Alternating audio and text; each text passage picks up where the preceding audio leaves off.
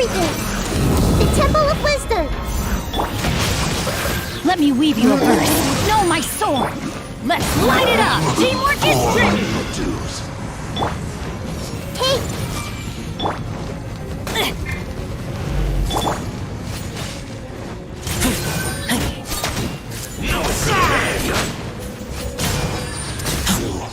Can't run from death.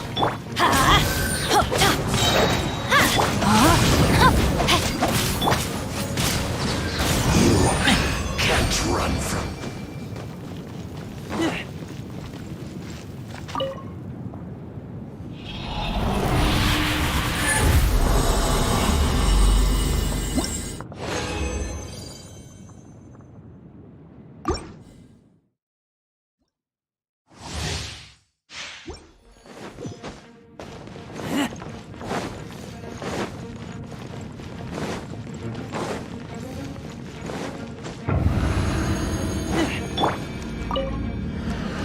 Everyone hold hands!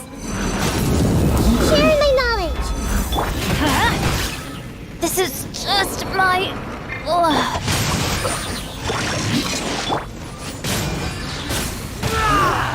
Get back! I see everything!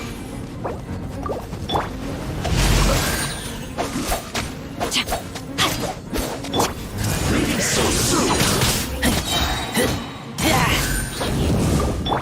Let me read you a verse.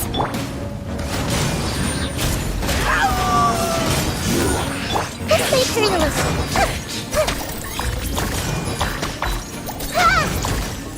So soon. Can't run from death.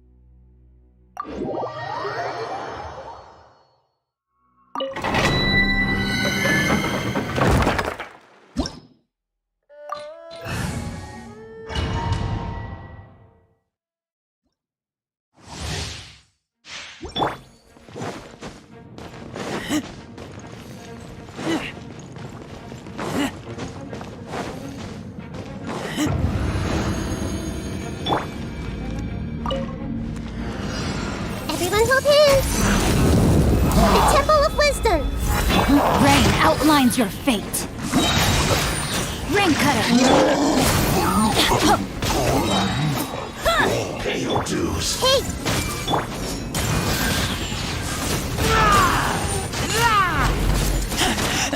I taste blood.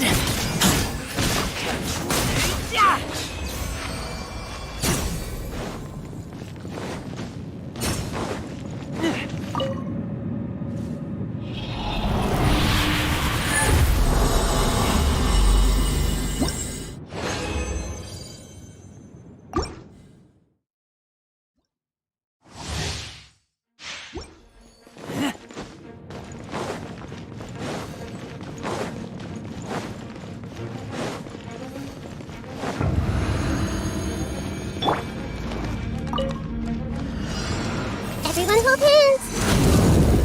Make yourselves at home!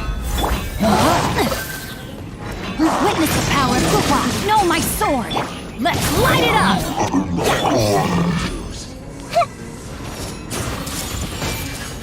Everybody stand back.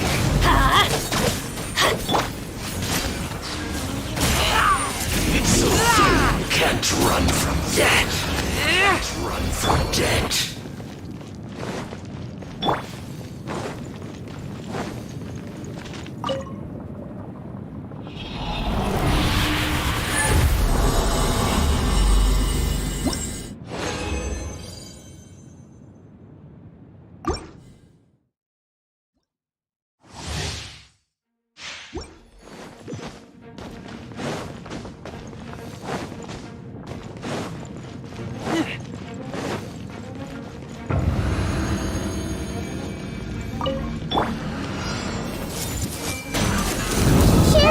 it!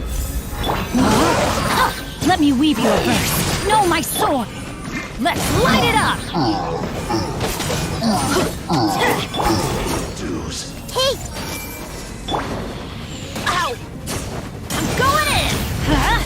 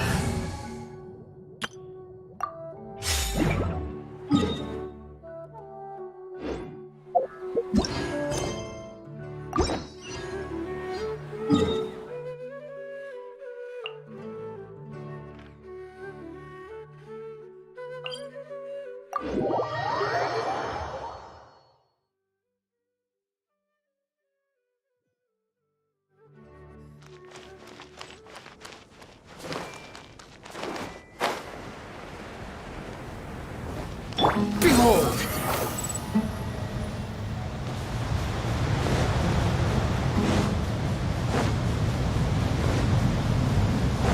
The wind rises.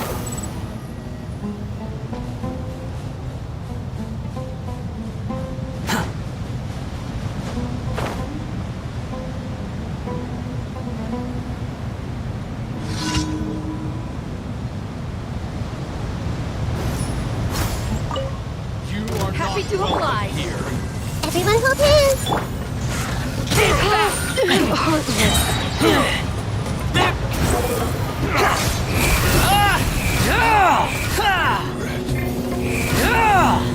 Bow your head. Grow, grow, grow.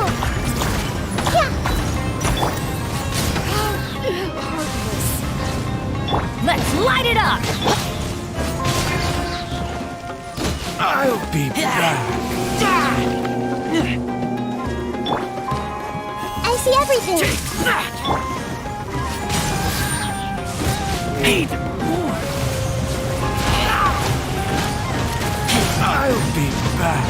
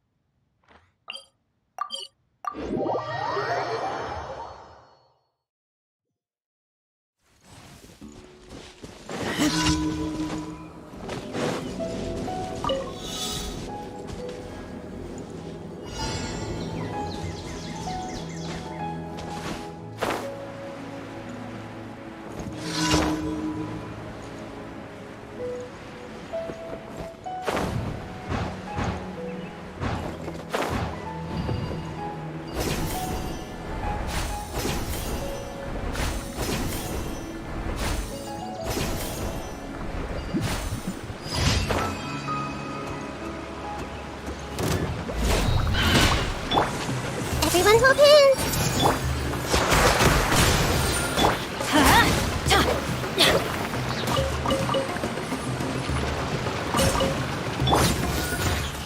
Quit following me. Hey,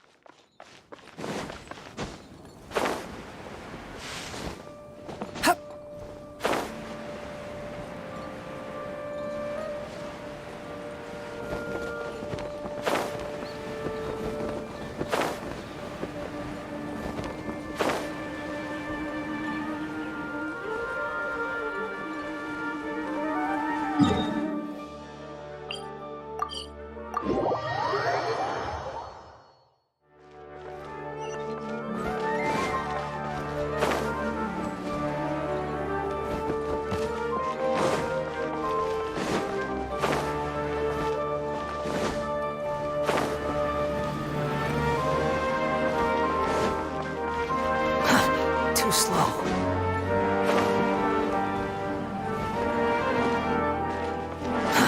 Too slow.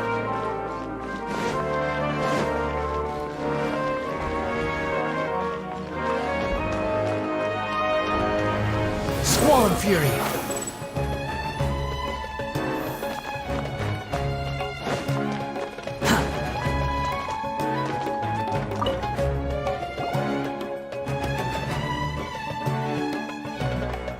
Okay, I understand. Since Sino is vouching for you, I suppose we can trust you. You may browse the information regarding the Court of Desolation. Ask me if you have any questions. But I'd suggest avoiding any other research files. Sometimes the less you know, the better.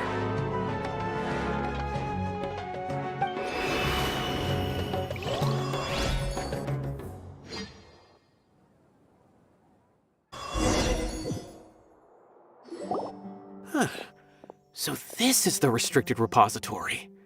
I never thought I'd see the inside of it. This is a first for both you and me.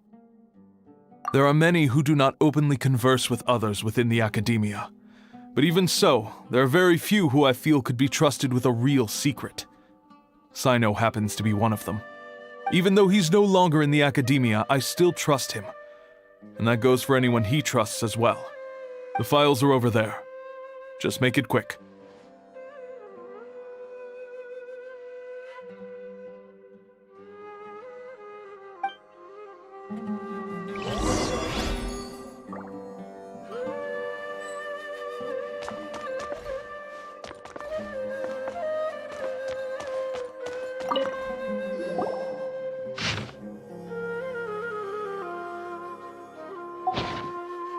Whoa, there's a lot to read here. Have you found any? Huh, it reminds Paimon of Sino's former partner. His former partner? That would be Taj Radkani. But you're not far off. What? Taj's son went to... Why do you sound so surprised? You're a It's just that they arrested him in secret, so it was never publicly known. All I knew... No. You've heard about Taj, right? I know I would say he's probably used to be Sino's only Ah, right. I heard Sino mention that before. I wonder if it had anything to do with the Mortada. Taj was already very well known, but so when Mortada came to study at the academia, everyone had... Then he had an unpleasant... Taj arrested his son and put him behind shortly after. Since then, Taj has been periodically coming to the repository. He'll hold the files from his son's research with a remorseful look on his face. I guess that's why he chose to move to administrative work. I had no idea that happened. That must be really hard for Taj. I've never heard him mention that to anyone. That's awful. Paimon feels terrible now. Are you okay, Traveler? Wait, don't tell me you're starting to suspect Taj now. Impossible. Taj would never do that. I mean, yes, he does have a big reputation and has access to such research, but this is Taj we're talking about.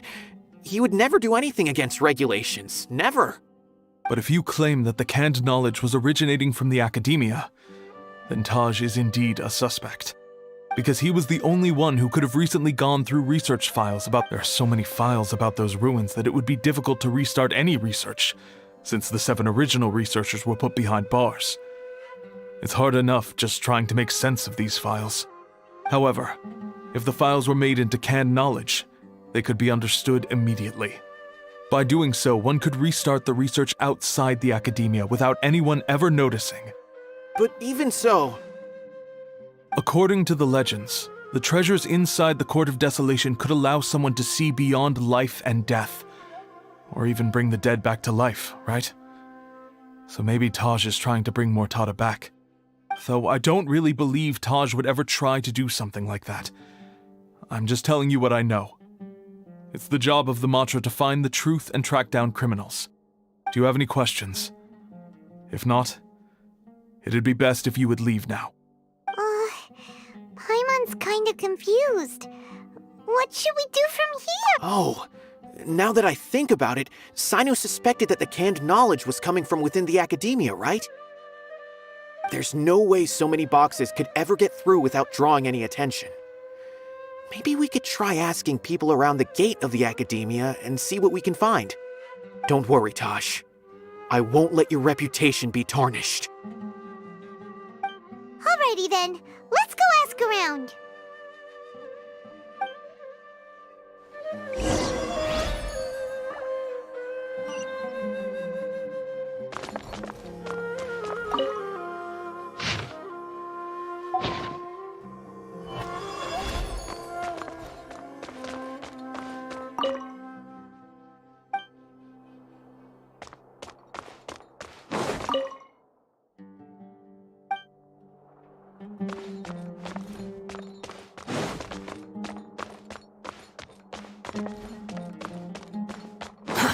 Too slow.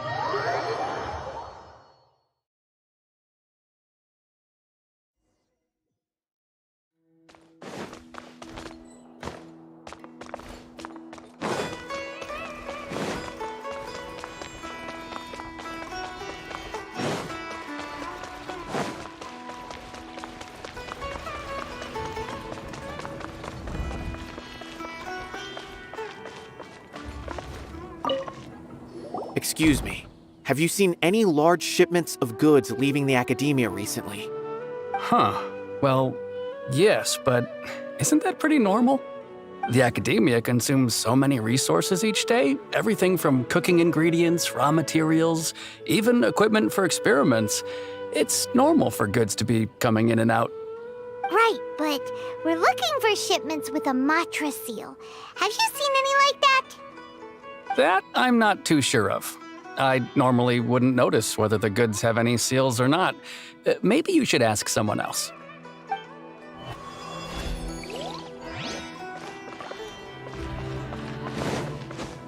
Behold!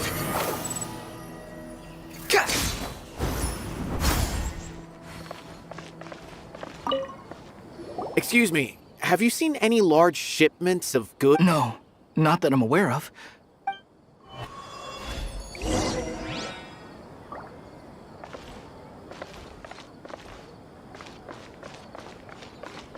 The wind rises.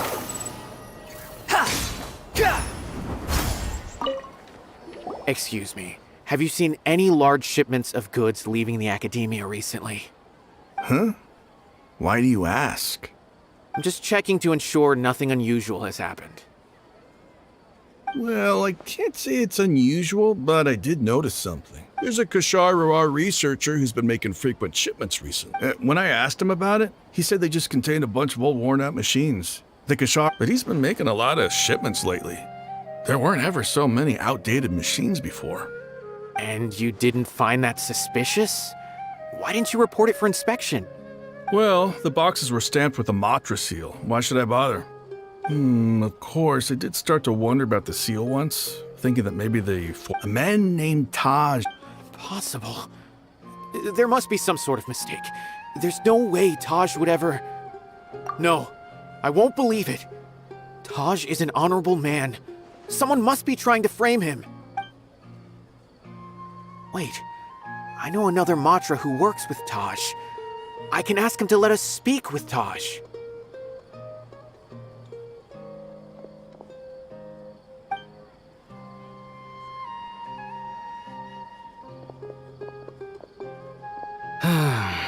As I've already told you, I don't have any way to contact Taj.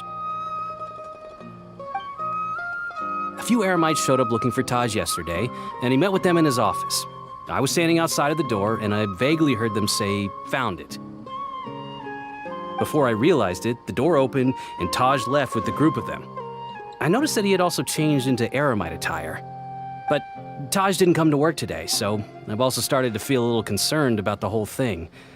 A group of Eremites? Could Taj really be the one making all the canned knowledge? No way. Taj is just like Sino. They're considered heroes among the Matra. There's no way that he would... Fine. Looks like there's no other choice. Hey, don't let it get to you just yet. We'll get to the bottom of this once and for all.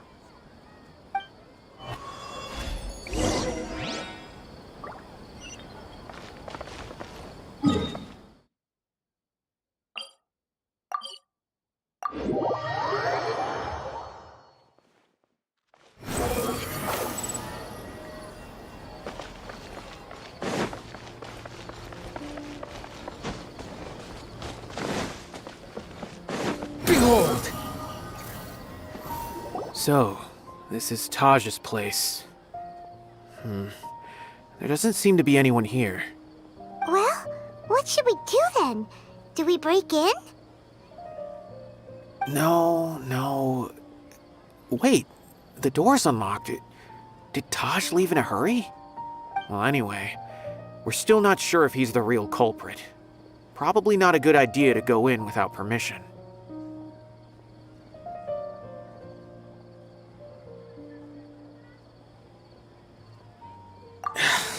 You're right. Even if we apply for a warrant now, we won't be able to do anything until tomorrow at the earliest. This is an emergency. I just hope Taj doesn't mind. What's this? It's a paper full of names written on it. Oh, and a map. Nabil, can you make any sense of this? Yes, this is definitely Taj's handwriting. These papers look like records. These are the transactions between Taj and some other people. From the look of the numbers, the scale of this smuggling case is absolutely massive. The whole operation involves more than 300 people, including dozens of celebrities. These are famous scholars, merchants, mercenaries. I have a feeling that Sino might be unaware of what he's up against. There's no way anyone could face such a large organization on their own.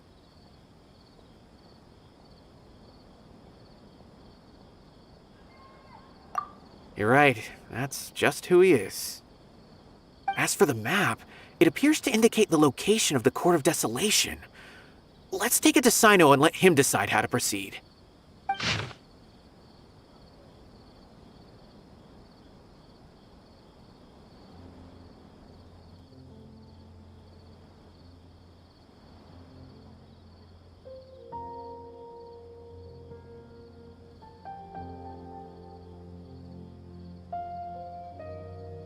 If Taj really has turned on his honor and I don't want to suspect him, but I also don't know him very well. All right, we'll give these to Sino and see.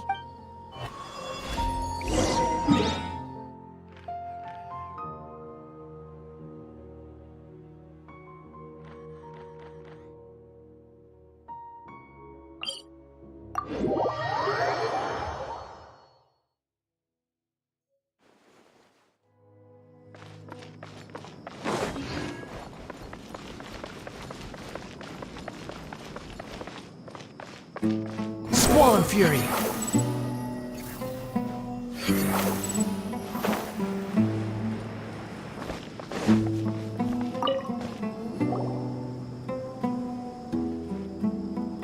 Well, Sino, what do you make of it? Taj. It's been a while since I last saw him. From what I remember, he is a straight-laced man. Although he would resort to extreme measures from time to time, he would never do anything against his beliefs. So do you think he's the one behind all this? I'm still not sure. I cannot imagine how devastating the incident with Mortada was for him. Nor can I deny the possibility that people can change. Whether it's out of love for his son or for other reasons, we have to see for ourselves to judge him. Or rather, the person he's become. That's right. It's clear that he had a hand in this case, yet he made no report of it. There's no doubting that. That's also why I need to see him. I must ask his reasoning and judge him myself. Time is ticking. Let's go.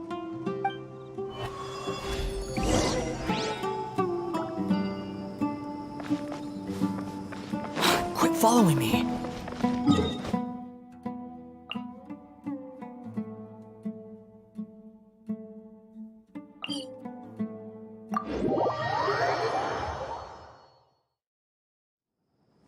Behold!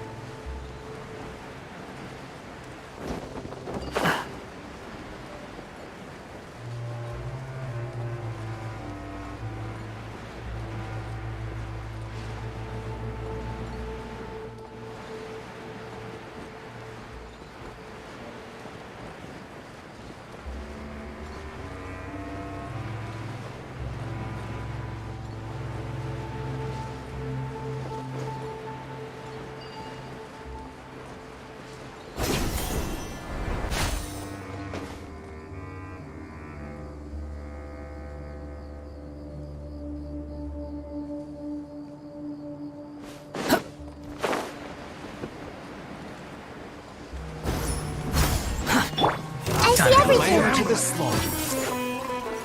Love the jungle!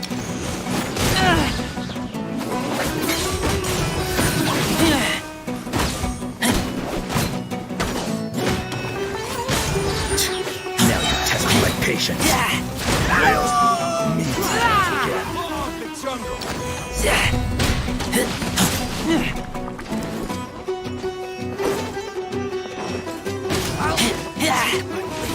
No more tricks up your sleeve!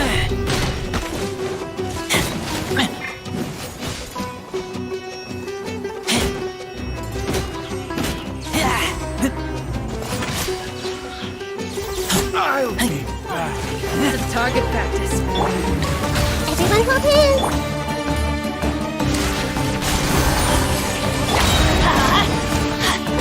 Squall Fury!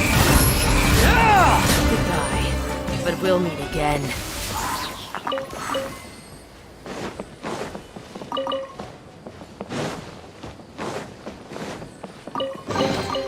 Take it and have fun.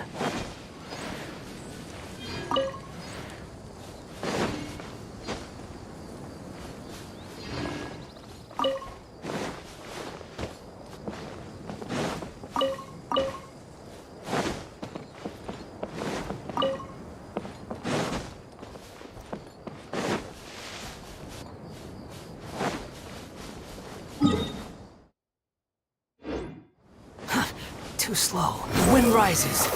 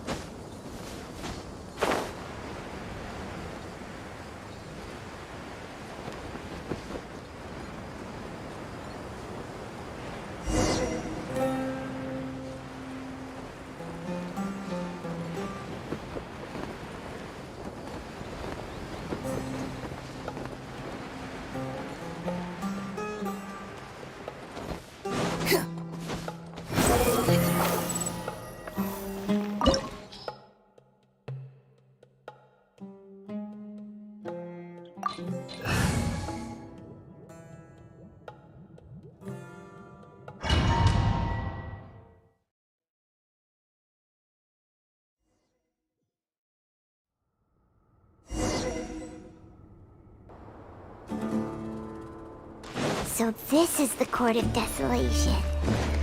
Are there really any treasures buried here? Oh, Paimon's kinda nervous. Could it be dangerous? Don't worry. You'll be safe with me.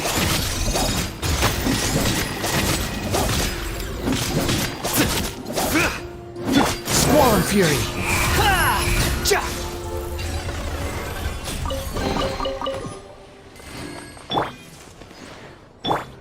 Teamwork is dreamwork!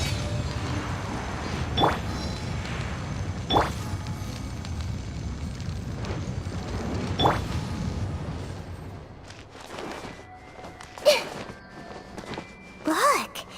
These walls have definitely seen better days. Was there some sort of fight here? Let's keep going and see what we can find.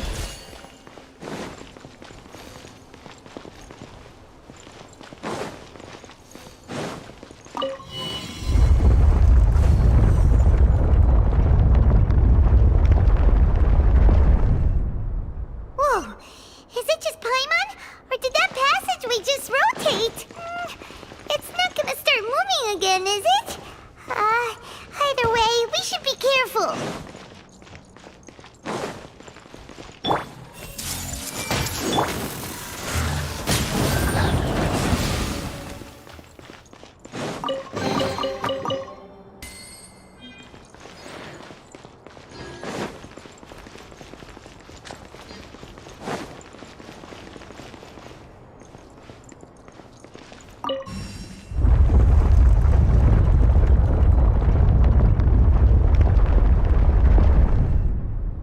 A passage!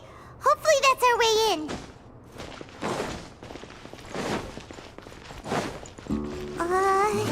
That eye seems to be staring right at us. This place gives Paimon the creeps. You go first.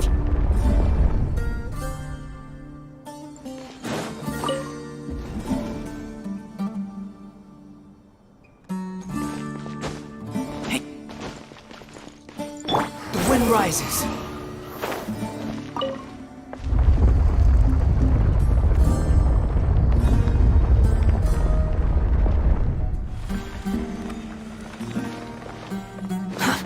too slow.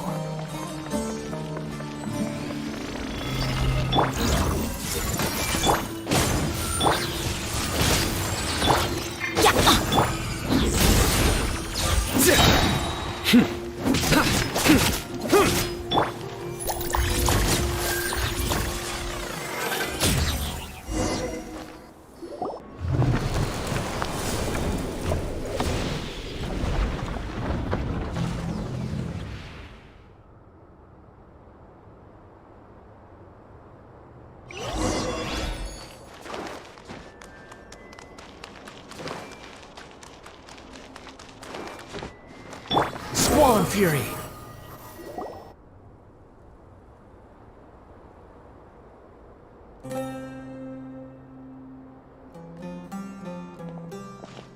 Taj. Ah, Sino. It's been some time since I've seen you last. I trust you were doing... Seeing that you've made it all the way here, you must be on the cusp of wrapping up your investigation, I presume. Even faster than I expected. That's right. This case is nearly closed. But the most important answer still eludes me. Was it all your doing? Smuggling the canned knowledge? The research of the Court of Desolation? Yes, it was me. Then explain why. That's the difficult part. Let's just say I've changed.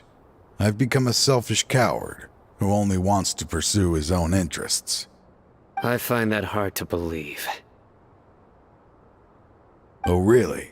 Way I see it, every person will end up like me sooner or later.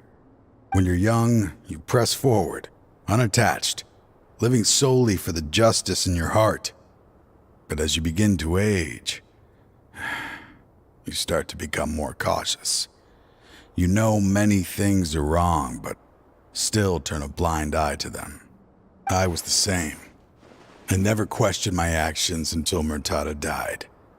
I could feel the justice that I once strived to uphold slowly crumbling in my heart. I was completely dedicated to all that I did, but as I grew older, I found myself feeling alone, miserable. Can you imagine what it feels like to not have the will to live, but not be able to die? Murtada was sent to prison by my own hands. I set myself on this painful path. My son hated me till the day he died, and now I must live with that pain and regret. I failed him as a father. But now I have a chance to make it right. A chance to reunite with him. The Court of Desolation. Here lies the key to overcoming life and death. The power to even bring the dead back to life. So, did you already find what you needed here? See this door behind me? Behind it lies the treasures that I seek. I'm so close, Sino. If only you hadn't arrived now, I could already have...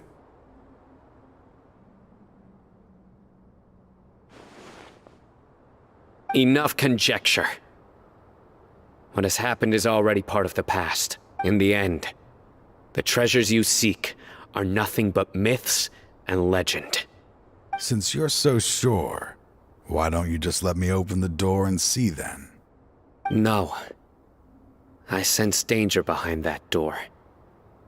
There will be dire consequences the moment you open it. I beg you, as an old partner, can you let me fulfill my last wish?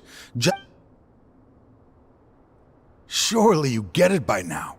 Doing your job without mercy will only drive people away from you. I'm the prime example. I don't overthink things. If there is only one way for me to defend my principles, then that is the path I will take. Seems there's no convincing you. All right then.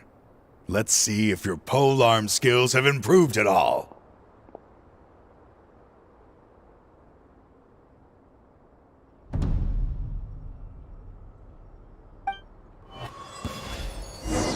This power is mine! I'm going in! As I thought. Your strength. You feel it, don't you? I'm stronger than you remember. I gained new power when I entered the Court of Desolation. This is only a taste of it. Once I open the door behind me, this power will be complete. Even life and death will have no grip on me. Uh-oh. We have to stop this guy! I won't let you open that door. I wouldn't be so sure. I'm afraid it won't be easy to stop me now that you're injured. Or are you ready to sacrifice your life for this? I'll do what I have to. I still remember when we first became partners. You were always charging forward and putting your life on the line, just like now. Even after all this time, you still haven't changed.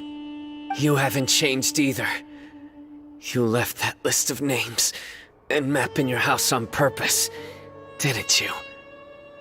You wanted me to be able to find you here. All of this was just part of the act you were putting on. What happened just now was also part of your plan. You might have fooled those on the list, but you will not fool me. I had my suspicions from the beginning, but I couldn't be sure until we fought. If he really had changed, your fighting style wouldn't be as it was before. Huh? What do you mean, Sino? He never planned on opening the door. His true intention was... What's happening? Seems our time is running short. Let me make this quick then. After Mortada died, my spirit was crushed. For a long time, I was hoping this reality was just some terrible nightmare. I hoped I would just wake up and be able to see his smiling face again. That is when I was approached by someone who wished to collaborate and find the Court of Desolation together. I did some investigation of my own and discovered they were part of a massive organization. People from every walk of life are involved. They are relentless in their search, pouring countless mora into secret research, even sacrificing lives in hopes that the Court of Desolation would appear. No wonder banning the research wasn't enough. A full-scale operation was already in motion. I'm a flesh and blood human like anyone else, so I obviously hesitated and considered it. The thought of bringing my son back tugged at my heart, but in the end, I came to my senses. I knew that I could not let myself go down that path. I suddenly came to a realization amidst my suffering. The Court of Desolation, a place that once drove people to tragedy, was still doing so even centuries later. As long as this place exists, people will recklessly seek it out, just as Mortada did, generation after generation, regardless of the cost. Let it be buried beneath the sand forever. Once the Court of Desolation is gone, there will no longer be anyone obsessed with seeking it out.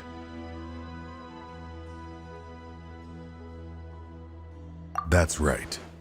I acted as if I had abandoned my convictions just so that they would cooperate without raising any suspicion. This was the only way I could find and destroy this place. But that wasn't enough. I needed someone I could trust to bring the organization to justice. The academia forbids the research of the Court of Desolation, so they would never approve my plan in the first place. To add to the problem, the organization is so powerful that they even have members working within the academia. If I wished to destroy the organization, I couldn't just count on the academia alone. So, you pretended to be the one behind all this as a test for me. Yes. I'm sorry, but now I am assured. You haven't changed at all. You are still as you always were, fearless, and making no compromise.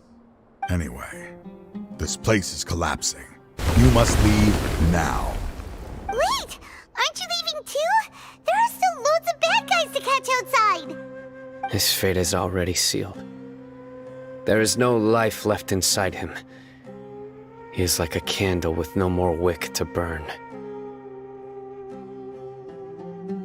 You planned it all from the very beginning, didn't you? Risking being treated as a traitor to collaborate with them. Sacrificing your own life to open and destroy the Court of Desolation. Regardless, I made a grave mistake by allowing the smuggling and the research of this place. Let this be the final judgment on myself. I was always so busy with work that I never made time to fulfill Mortada's wishes. Finding this place was his biggest wish.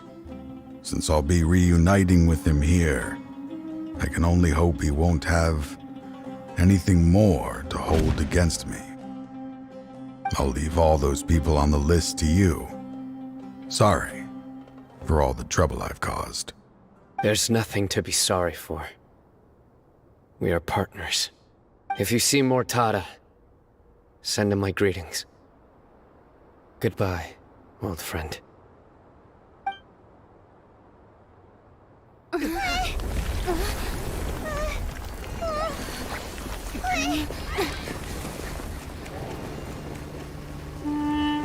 Dad, why are they so strict with me? I'm always the only one who gets in trouble. Just leave me alone!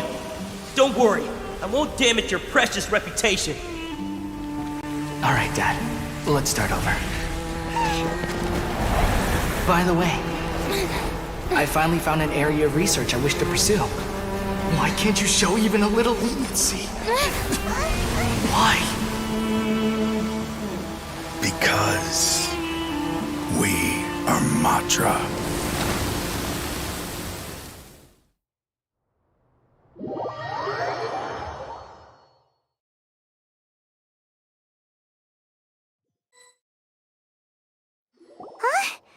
The Court of Desolation has...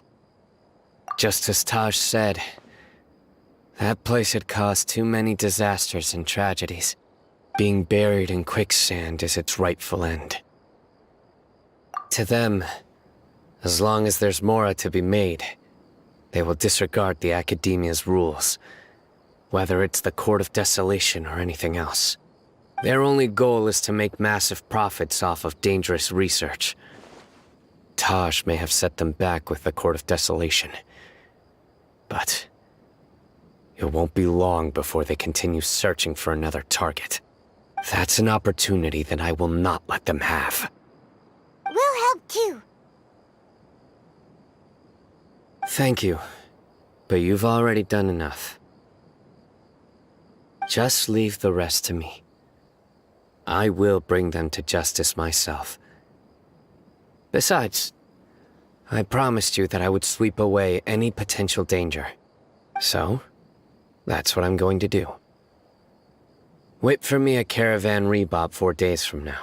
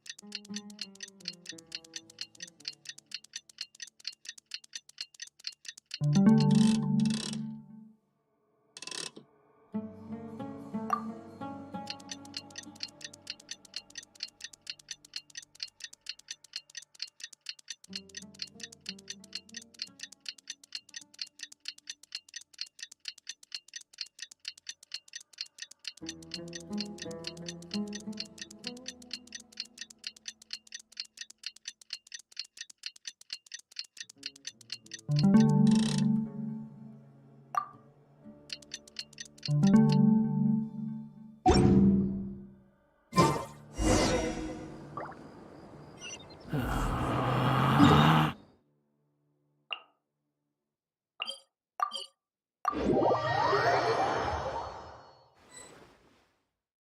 meet again. Thank you so much for all your help. Nabil, what are you doing here? Convicts from the desert are being escorted through Caravan Ribat, so I'm here to keep an eye on things. This should be the last group of them. The last few days have been quite the ride, but fortunately, I can say with confidence that this case is finally coming to an end. At first, the mercenary groups on the list were putting up quite a fight. They made several desperate attempts to cover up the truth. However, Sino crossed the desert and took out their main camp overnight. After that, people on the list started to put pressure on the higher-ups within the academia. Everyone was on edge, and the case came to a standstill. And? Then what happened? Well, then we received word that Taj Rudkani had sacrificed himself on the case. The news really stirred up the members of our ranks. The Matra then moved together against the enemy. We cleared out the traitors from within the academia and arrested all the researchers on the list. Some of them managed to get out of the academia, but still failed to escape. The scattered criminals were captured by Sino all across Sumeru. I even heard that someone was about to escape to Fontaine, but was still apprehended just at the border. Having more than 300 prisoners apprehended for interrogation has definitely shaken things up recently. Is Sino alright? He didn't get injured, did he? He seems fine, but nobody knows the real situation. He brought over 300 suspects to judgment all on his own. Among them were even some of our former colleagues.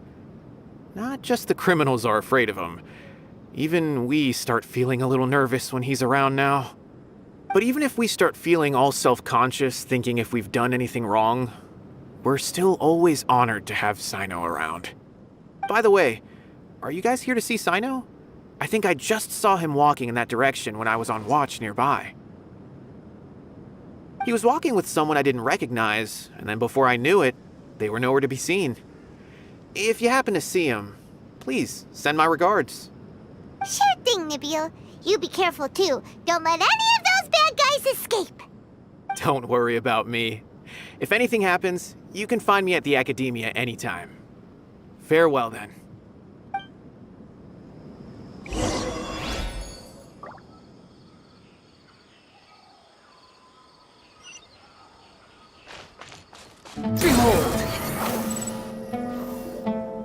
Hey, Dia, you're back. Are these two friends of yours?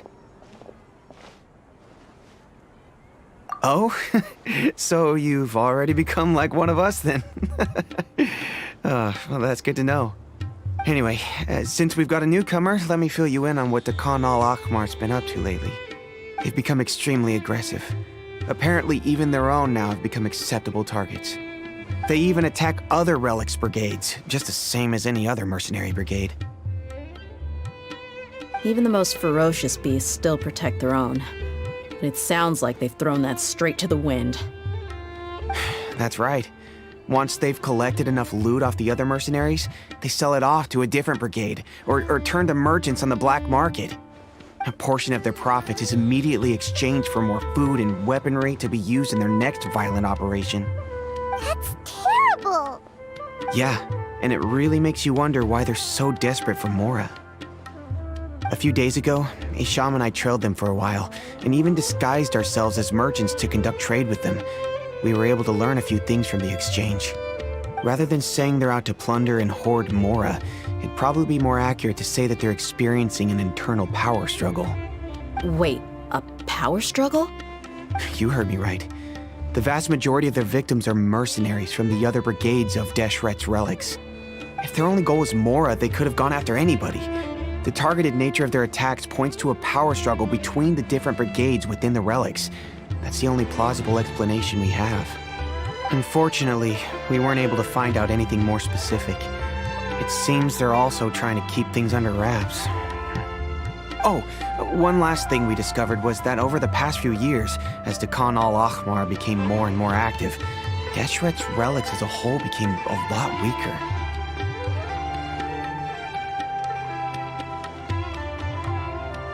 It sounds mighty strange to me, too. Harun, you can leave the rest of the investigation to us. Gotta say, though, I didn't expect you to go on a whole undercover mission during the few days I was gone. Sounds like you were really putting your necks on the line, no? Nah, it was nothing. We're just as concerned about the situation as you are. The Khan al-Ahmar is your father's crew, after all. What he said.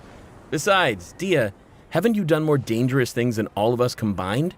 What we did is nothing compared to your experiences. Yeah.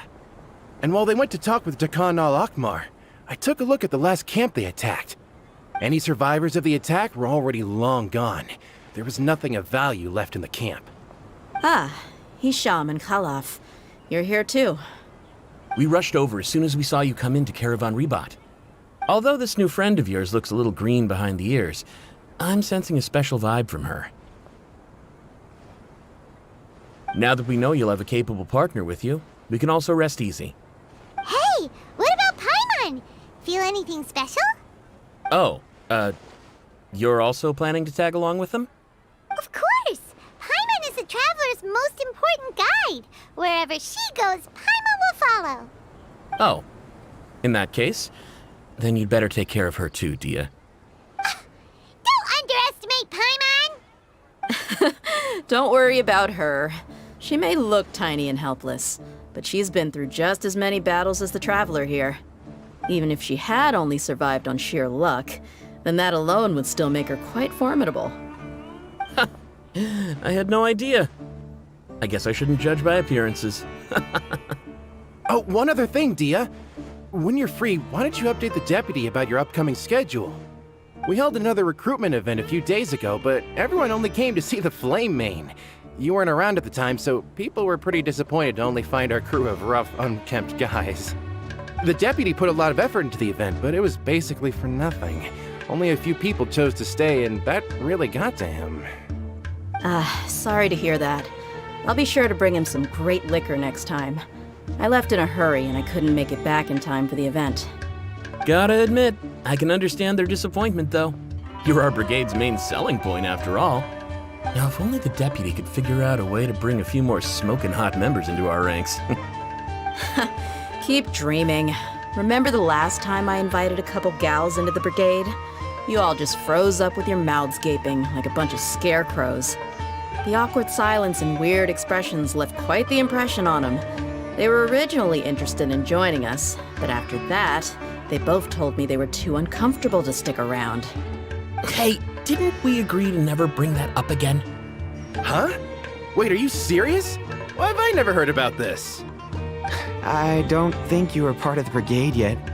Are you kidding me? I missed a once-in-a-lifetime moment like that and you weren't even gonna tell me? All right. We can tell you about it later. Now's not the time. Hey, don't you try to change the subject. You and Hisham get your butts over here and tell me everything right now. Are they always like this?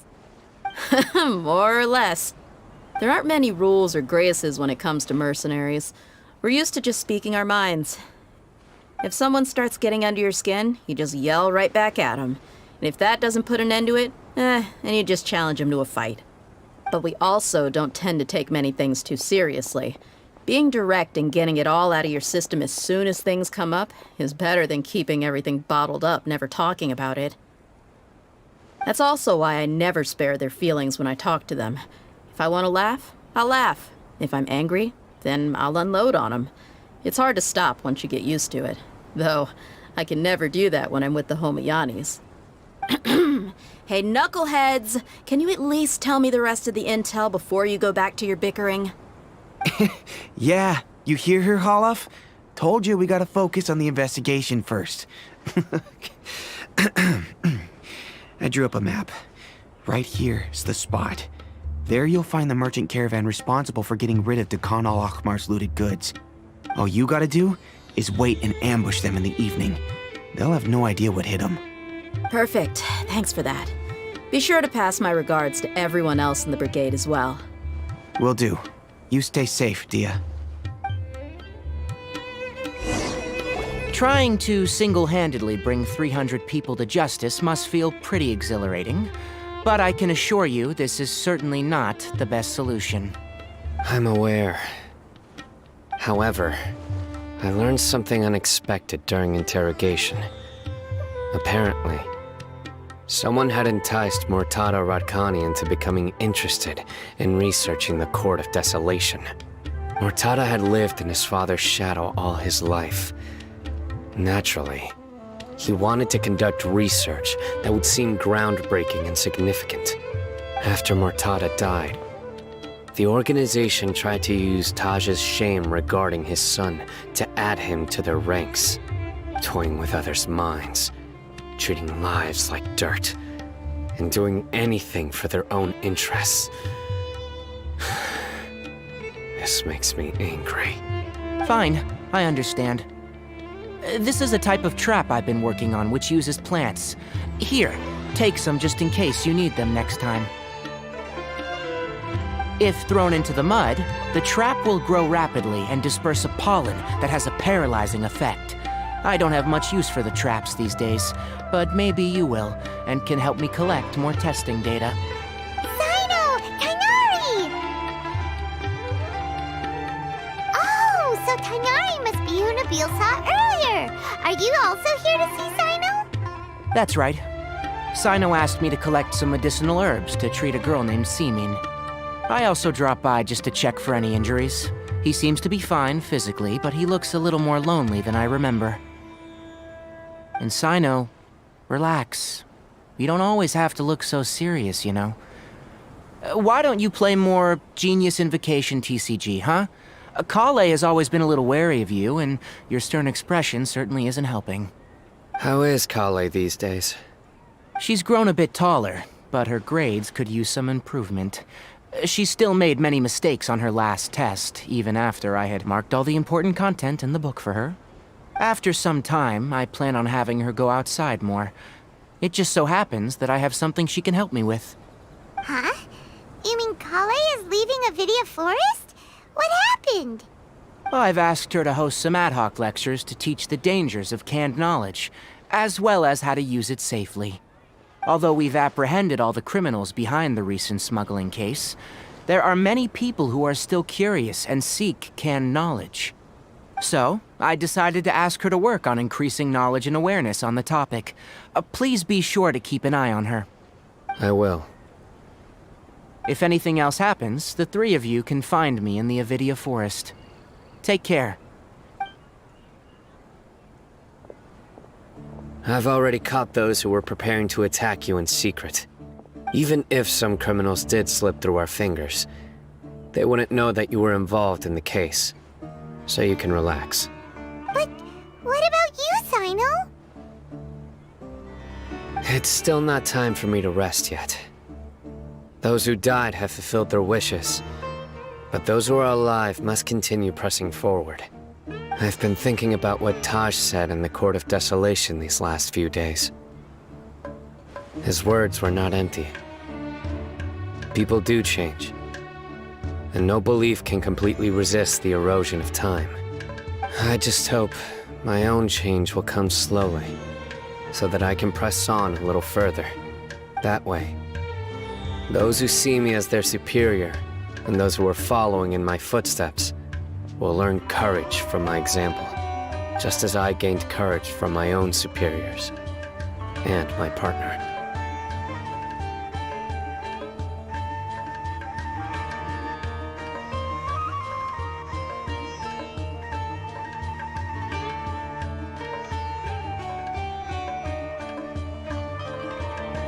I'll be fine.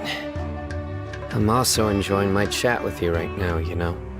There are many things I feel better about once I start to talk about them. Many people want to go to the desert to Africa. One day, I'll gather some flowers that grow in arid desert conditions.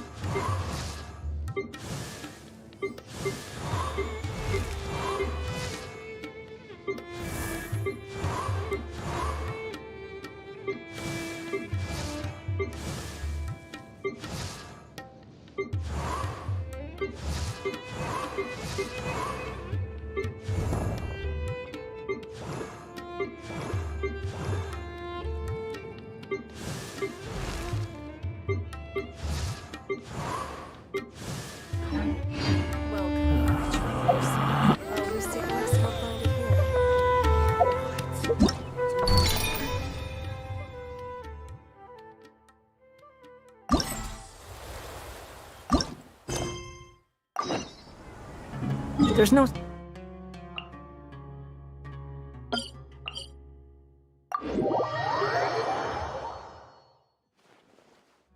The wind rises.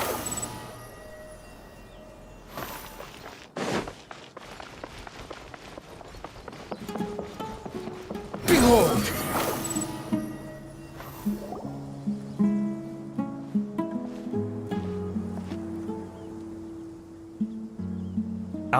Is it me, or are the bags under your eyes even darker than during the last round? Are you alright? Thanks for the concern, Kaveh. I just haven't been sleeping well lately. Even though I try to fall asleep, I can't get the championship out of my head. And before I know it, it's morning again. I know the feeling. That happens to me too when I'm agonizing over my blueprints. Do you have any tips for dealing with that? To be honest with you, no. You could say there are many things that don't have a quick fix and can only be endured.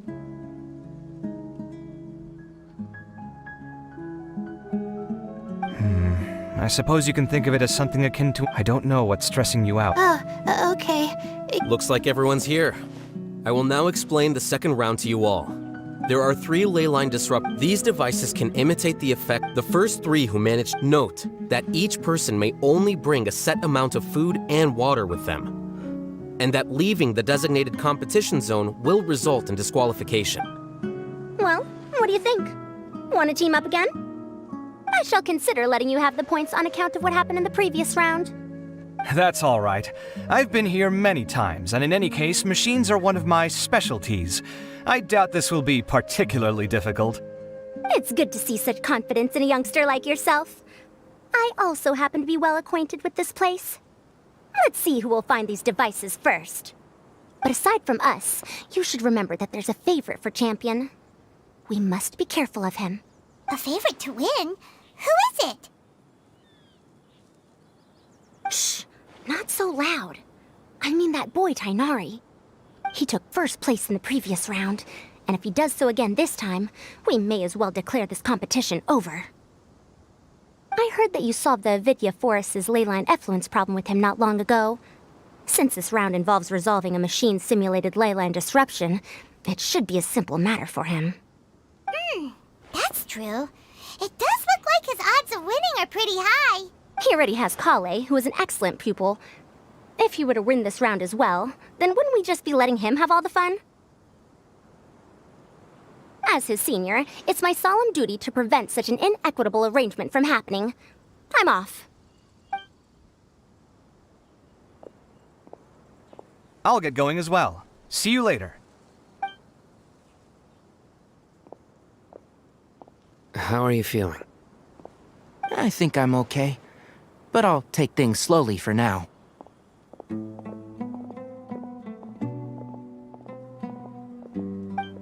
Is this all the water we're getting? Sorry, that's what the rules say. While this round seems to be about how quickly you can shut down the devices, it's also testing your ability to survive in tough conditions. I knew it'd be harder than I had expected. So we'll either need to find the devices as quickly as possible, or we'll have to save our energy and wait for an opportunity. Okay, I'll head out shortly. Thanks a lot, Nilu. You're welcome.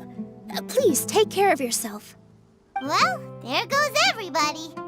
So, who should we visit this time? Let Paimon think. Oh, right! Didn't Faruzan say that Tainari's the favorite to win? Let's go look for him first.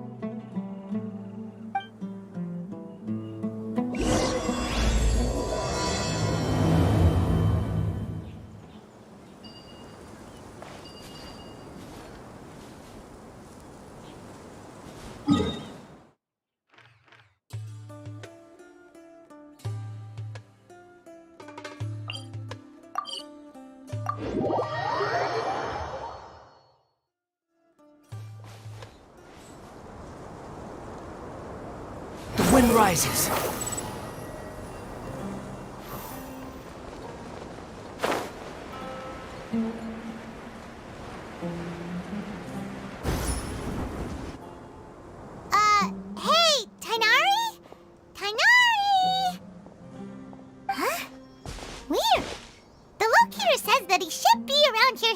there. Tainari! Can you hear us?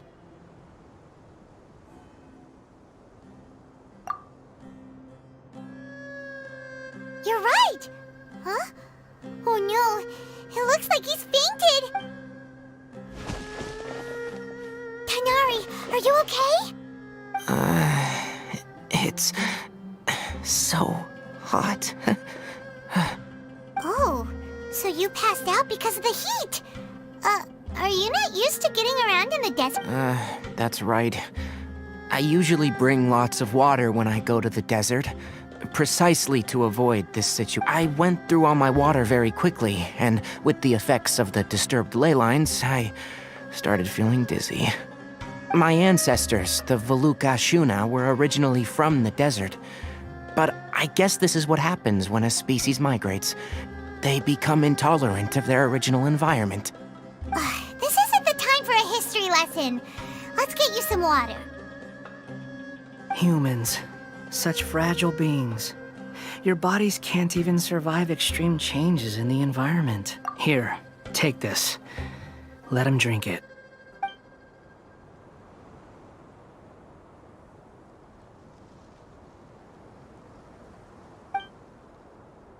Are you serious? This had better be just normal water. Hey! You're leaving already? Paimon really doesn't get that guy.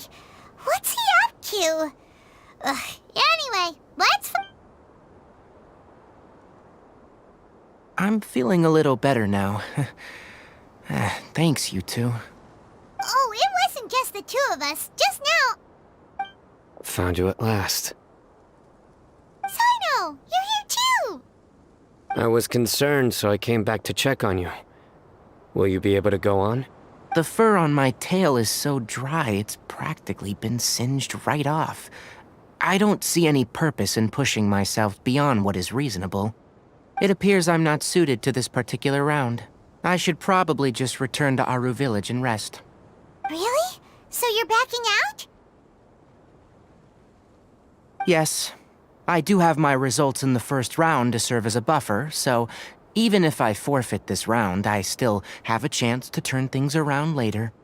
Withdrawing now will allow me to conserve my energy. Continuing to push onward would be counterproductive.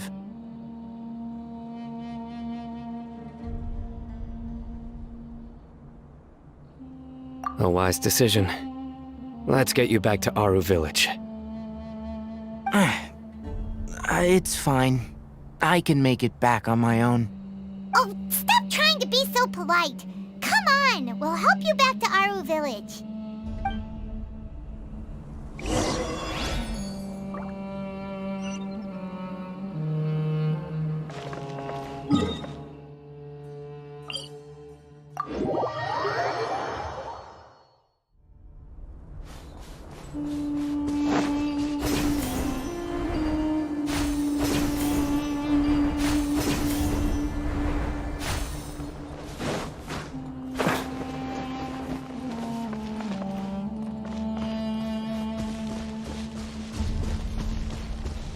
Quit following me.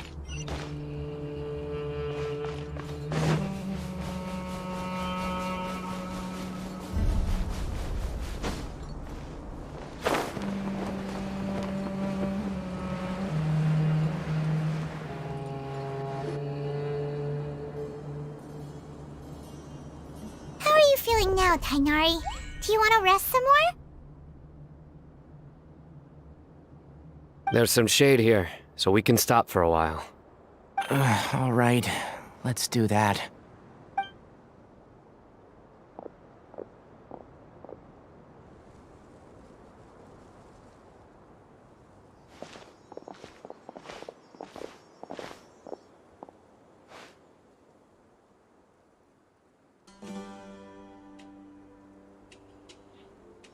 Oh, Sino and Tainari. And you've got the Traveler and Paimon with you. Oh, hey, Layla! Yeah, the sun was too strong, so I decided to take cover here for a while. What about you? Are you all done already? Unfortunately not. I'm not quite as capable as I thought. I intend to withdraw from this round. Sino and the Traveler are escorting me back to Aru Village. Withdraw? Can you even do that? I believe the rules do provide for such a situation. Al-Haytham did say that the act of leaving the competition grounds would result in disqualification from the round. Didn't I ask you if you were all right before this?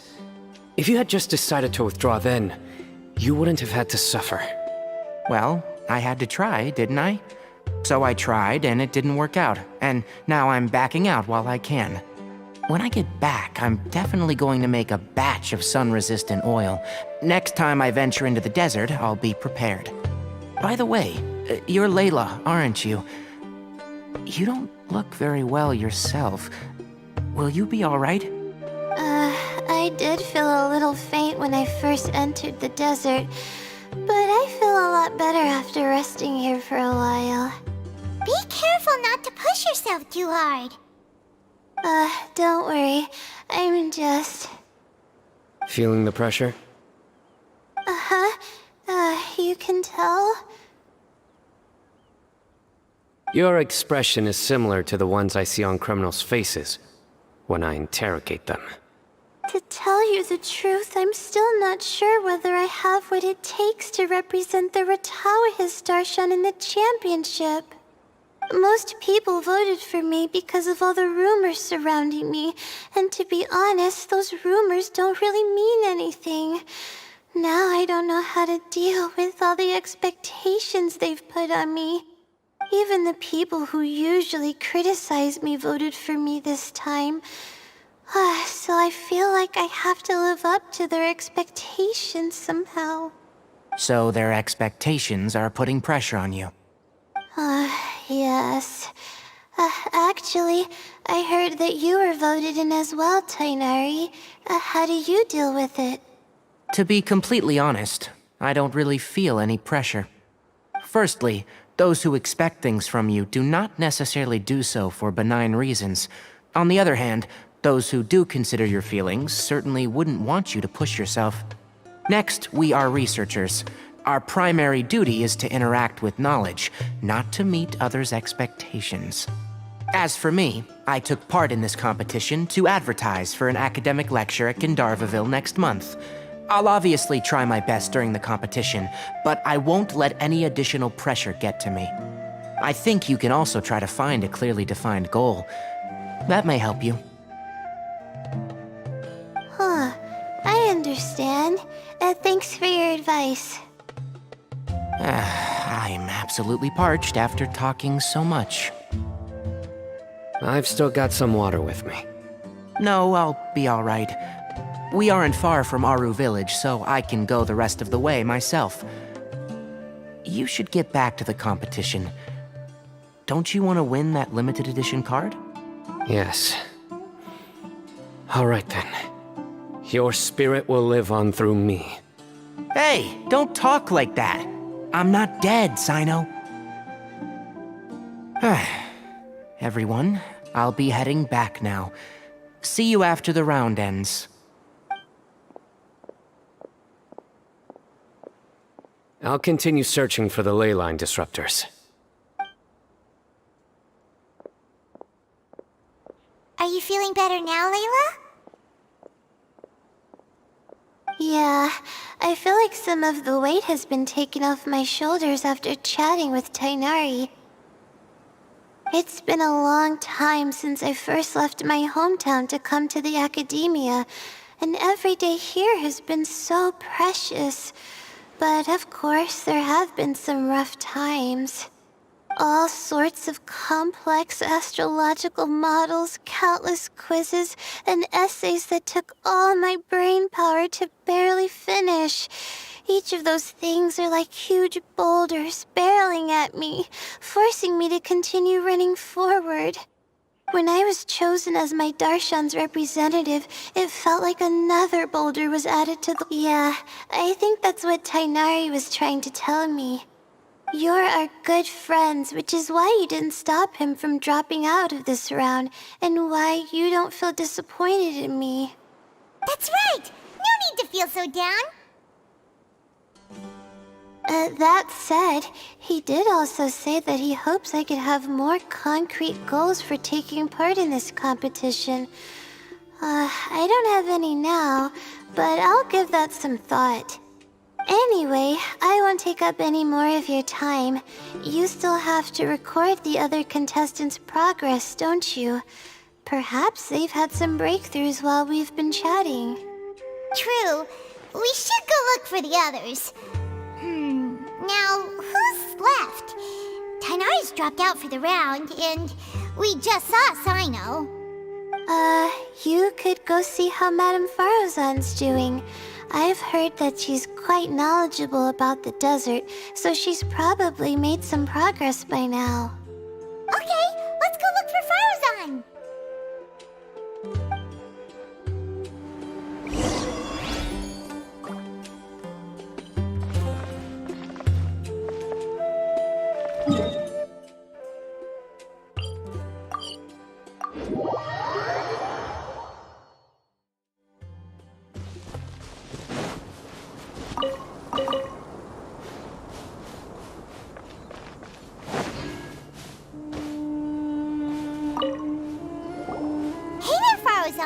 Have you made any progress?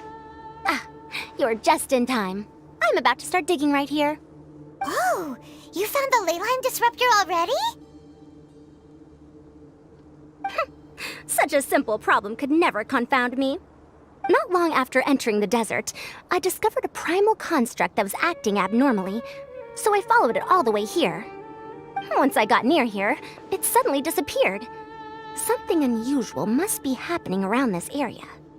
You're a true expert, Madame Farozan. You knew what to do right away. Well, I do happen to have more experience than most. But that aside, has anyone completed this challenge yet? Nope, not yet. Well then, I suppose I'll be the first. What about that boy Tainari? Oh? And why's that? He's not used to being out and about in the desert. Huh. I didn't think he would have such a weakness. I suppose he could use a bit more training.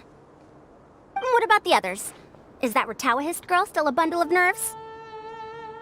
Tainari gave Layla some advice, and she seems to be doing a lot better now. Sino just started his search for the disruptors, and as for Hat Guy, well, who knows what he's thinking. And what about Kaveh? Has he found a leyline disruptor yet? Paimon doesn't think so, or our locators would have already let us know. Strange. What's he lollygagging for? With his skills, you should have heard something from him by now. Well, I'm afraid the most thrilling moments are already done here. You should probably go find Kaveh and see how he's faring now.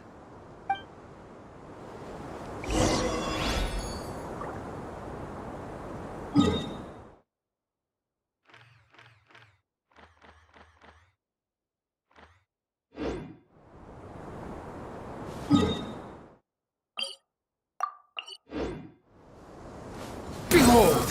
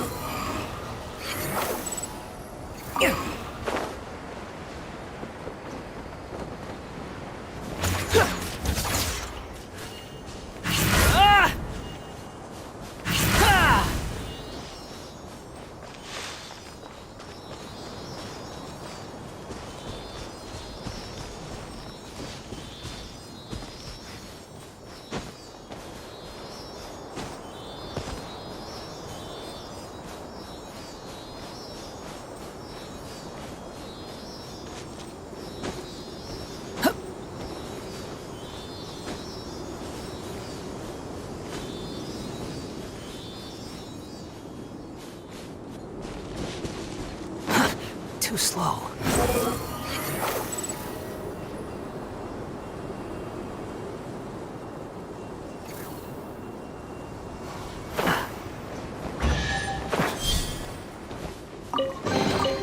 Huh. You even want this?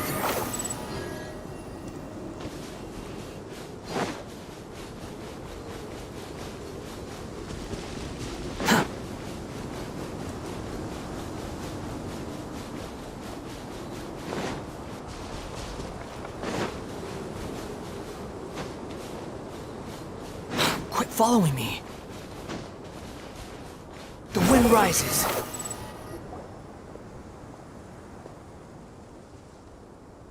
Come on, stop following me! I already gave you all the food I had on me.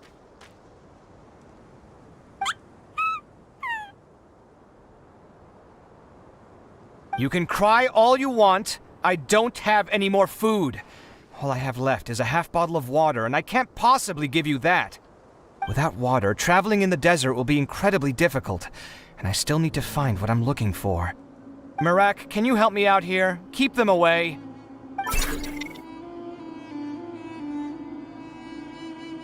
Kaveh, there you are!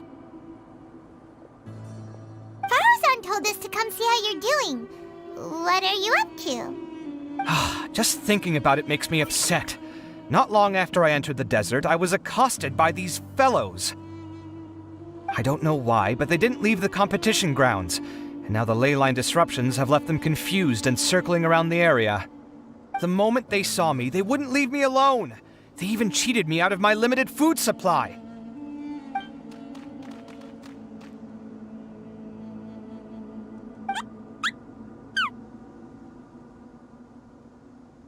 Hey, didn't I ask you to keep them away? Kaveh, is this flying metal thingy yours?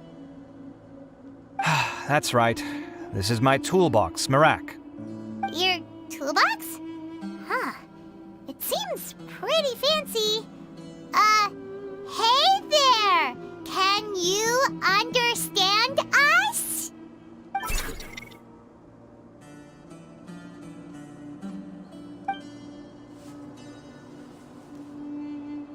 Sometimes I need to carry things when I go out, so it's handy to have a portable toolbox. Well, this definitely doesn't look like an ordinary toolbox, that's for sure. It's a long story. When I was working in the desert, I ran into a merchant group who had a machine core they excavated from some tomb. It was clearly from King Deshret's civilization. His technology still isn't fully understood, and Kasharawar has many different opinions on this topic. Our current theories cannot explain such mysteries. Upon seeing such a rare, complete specimen before me, I forked over all the mora on my person to purchase it. Some time back, I wanted to make an automated case that could store my offloaded items. With that core, I created Merak. It can't understand commands that are too complex, but it can serve as my assistant and help me with things like mapping and surveying. Most importantly, it can't talk, so it can't give me any attitude.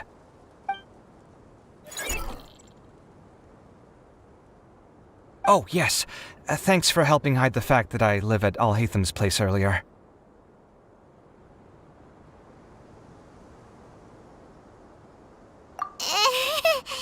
Sorry. I hope this season of my life ends soon, so I can get things back on track. Things just started going downhill at some point. Maybe it all started when my mom remarried and left for Fontaine. Or maybe it all started when I spoke to Al-Haytham in the library.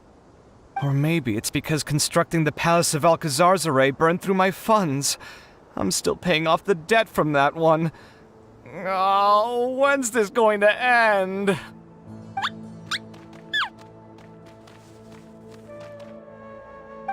Now that I think about it, I guess we're all unlucky here. It's not like any of you asked to be trapped in a ley line disruption. Okay, let me get you all out.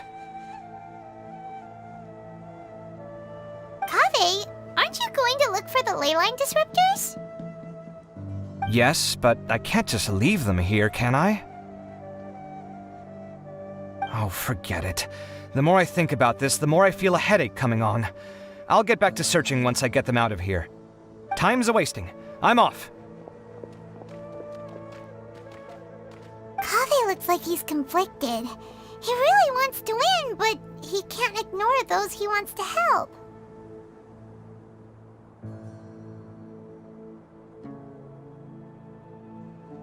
Paimon's always felt like he's the type who easily gets himself into tough spots. Paimon doesn't mean this in an insulting way, but he seems like the kind of guy who'd be really easy to take advantage of. Whoa! Someone's done already! also wants to know. Let's go back and ask Alhaitham.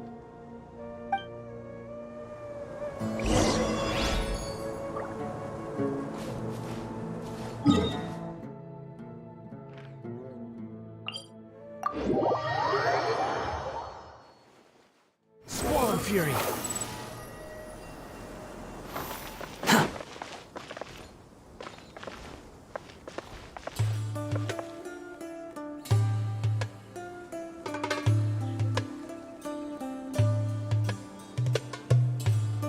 Will Miss Sataria bring me some new picture books?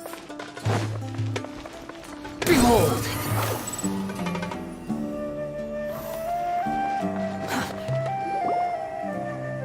Verification complete. Congratulations on being this round's first winner, Sino. Ooh, so Sino was the quickest. I am from Spontamod, after all. We know a lot about ley lines, so finding a disruptor was never going to be particularly difficult for me. Since the Traveler and Paimon also happen to be here, do you have anything you want to say? Anything I want to say? My friend couldn't continue on, so failure was never an option. The bonds of yesterday will forge the road to tomorrow. With the ties of friendship that bind us, I won't lose to anyone. That's a line from King of Invocations, one of my favorite works, and it sums up my thoughts right now. It might be a good thing that Tainari isn't here, or else he'd give Oh wow, it's already so late. Everyone's probably running low on food and water. It'll only get harder from here on out. Something similar happened in King of Invocations. What a classic. Any thoughts on that, Alhaitham? I have no thoughts regarding King of Invocations. Milu obviously wasn't asking about that. Deserts are much more dangerous at night, so this competition should be nearing its end. At the moment, only Farazan, Layla, and Kaveh remain. I wonder who the next person to find a disruptor will be. Wait, only 3 people are left? Tainari forfeited, and Sino's already done. What about Hat Guy? He also forfeited not long ago.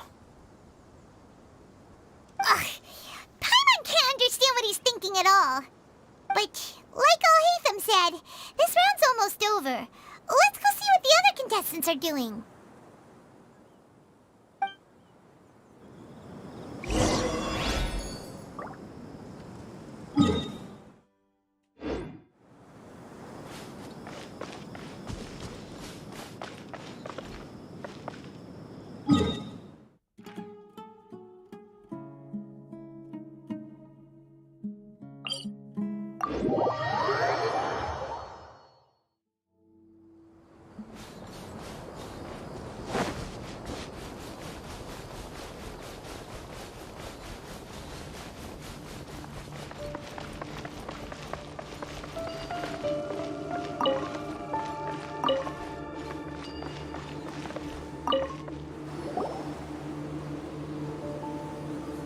Hello again.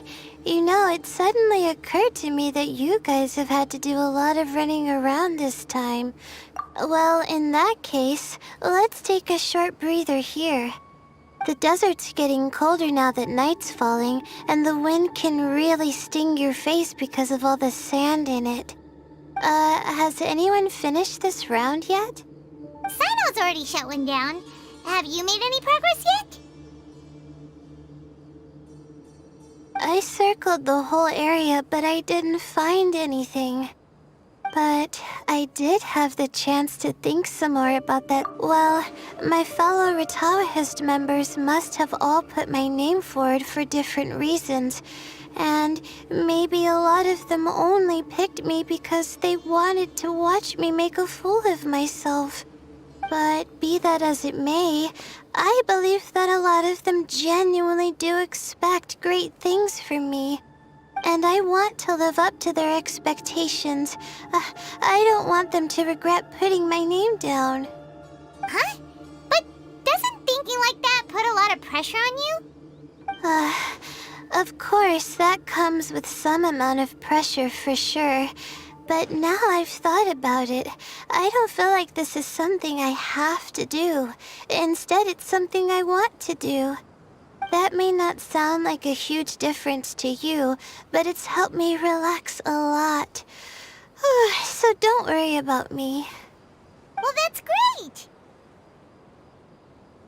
Also, now that I've relaxed, I'm suddenly really sleepy.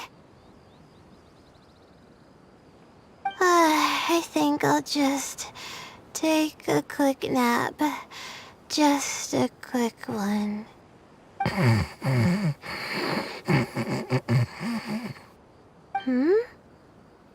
But the competition isn't over yet. Oh, Layla. She's really a bundle of nerves, isn't she? Wait, you're...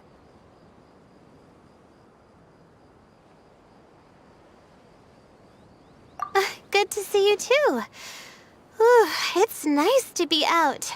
Feels like I've been cooped up inside for quite a while. Well, since I'm here, I guess I should help her finish this. What are we supposed to be doing here again? Finding a ley line disruptor, was it? Let me see. Looks like she's basically gathered all the information she needs. It won't take long to wrap this up. Come with me, you two.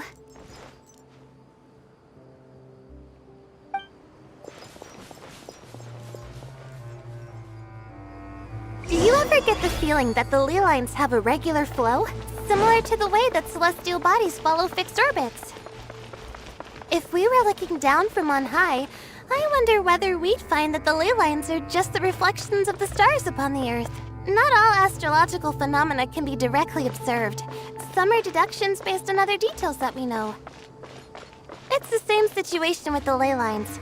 The parts of them that are hidden underground can be identified via elemental energy, sound, and other phenomena.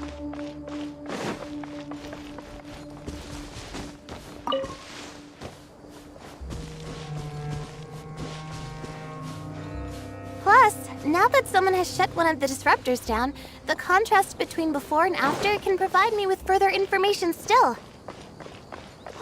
Let me see.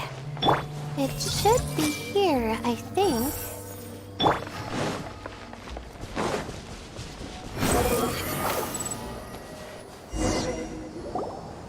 This should be it, right? I'll turn it off. That should restore the ley lines in the area to normal. Nice work! Again, I didn't do any of the real work. I'm just wrapping up. She'll probably wake up soon. No doubt she'll be a little disoriented at first, but once she's got her bearings, she'll go and report that she shut down this disruptor. Will you be staying here for a while? Or are you going to check on the other contestants? Oh, time to check our locator. Whoa, it looks like Kaveh and Faruzan are headed towards the same place. Perhaps they're about to find the last disruptor. Also, speaking of Kaveh, he's an interesting one. Huh? Why do you say that? Before the second round, he had a chat with the other me. He said that worries can be like illnesses. They don't always have a magic cure. Sometimes you just have to endure them as best you can until they run their course. But the way I see it, his situation is much worse than my other self's. She just hadn't found what she wanted to do at the moment, which is why she felt lost. Kaveh, meanwhile, knows what he wants to do. He's convinced that he has to win, and yet he still seems conflicted. He doesn't have a second personality, but somehow he still seems that he's at odds with himself in some way. I don't know exactly how to describe it. It's like he's smiling on the outside, but there's no joy inside, only sorrow. Still, who knows? He must be more experienced than me. Maybe he's just better at dealing with it all than I am. But back to the topic of wrapping up. Shouldn't you be getting back to the action to record how everything plays out? Last one, then the round's over. Oh, true. Okay then, guess we'll be going now. We'll keep everything you said in mind. Kaveh and Faruzan were super confident at the start, but It turns out they're the last ones to find a disruptor.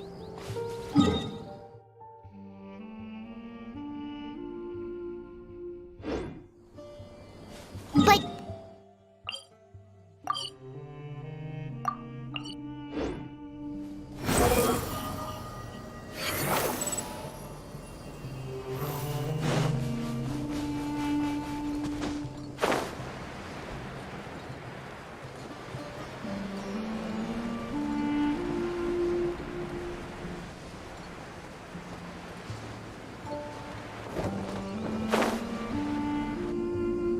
It should be around here.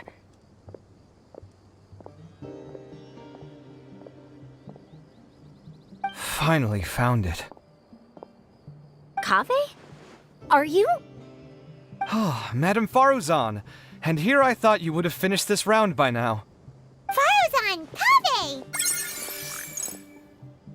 Oh, looks like Layla's already done. I didn't expect that you and I would find a disruptor at the same time. How are the other contestants doing? Tainari and Hakai forfeited, while Sino and Layla are already done. You two are the only ones left. Huh? That's weird. Didn't you start digging really early on? Yes, I kept digging, but instead of finding a disruptor, I found a ruin. I fell down pretty deep, and it was completely dark in there. It took me quite some time to unlock the various mechanisms and return to the surface. That's actually really impressive. Finishing a week's worth of trials in such a short time. Huh. That's pretty amazing, Madame Faruzan. What about you? Why are you so late? I encountered a lot of lost desert foxes along the way, and I brought them to the outskirts of the competition zone. When I came back, I was absolutely parched. And then I blacked out. Probably from the heat, you know? When I woke up, it was already night. I used the last of my strength to come here. A most curious reason indeed. But are you sure you're all right? It sounds like you were in an incredibly dangerous situation. You said you were familiar with the desert, but the way you handle problems... It does feel rather at odds with your title as a genius. It was problematic, but that had nothing to do with me being a genius. It was my decision. The way I did things wasn't optimal, but I wouldn't have been comfortable not doing it either. My conscience would have weighed on me. Youths these days, each stranger than the next. But back to the main issue at hand. Since we are both very certain that this is where the final leyline disruptor is, let's dig it up then.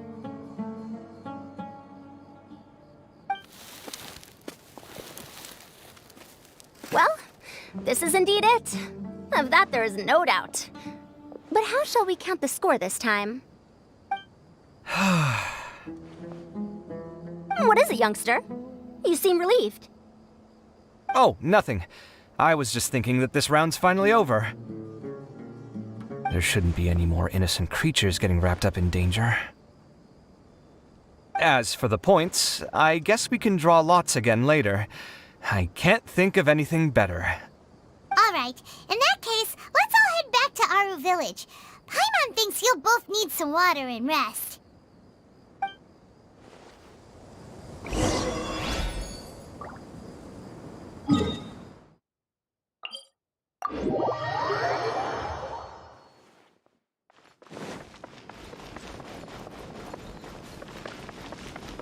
Squall and Fury!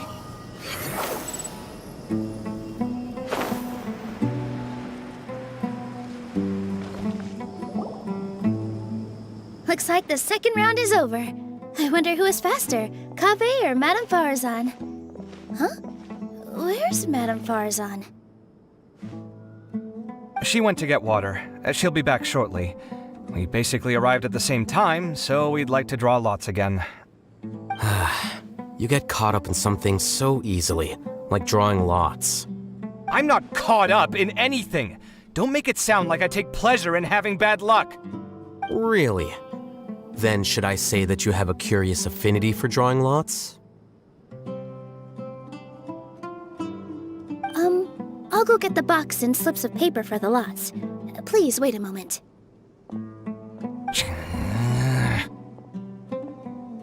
Oh, here we go again. Let's see how I fare.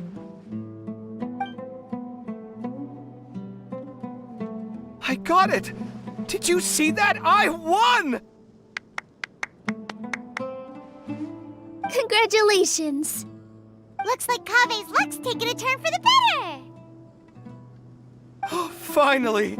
After all this time! It looks like you've been rewarded for your tribulations in the desert.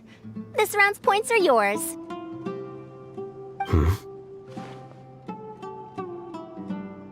And with that, our second round is done. Sino, Layla, and Kaveh are our victorious contestants. As for the current standings, let me see. Sino and Layla both have 4 points, putting them both in first place. The rest in descending order are Tainari, Faruzan, Kaveh, and Hakai. The next round will be the final one. Please rest up before then, everyone. I heard that some stalls at the Wisdom Gala are debuting new games, so feel free to drop by if you're interested. Otherwise, see you next round!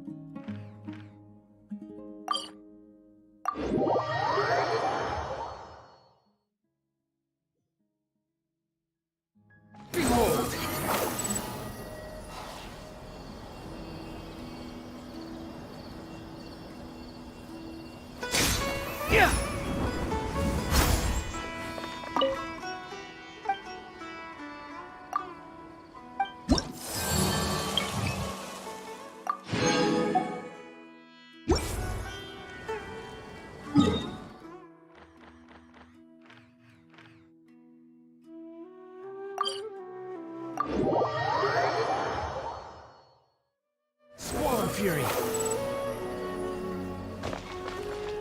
Ad Astra Ep. Thank you for completing.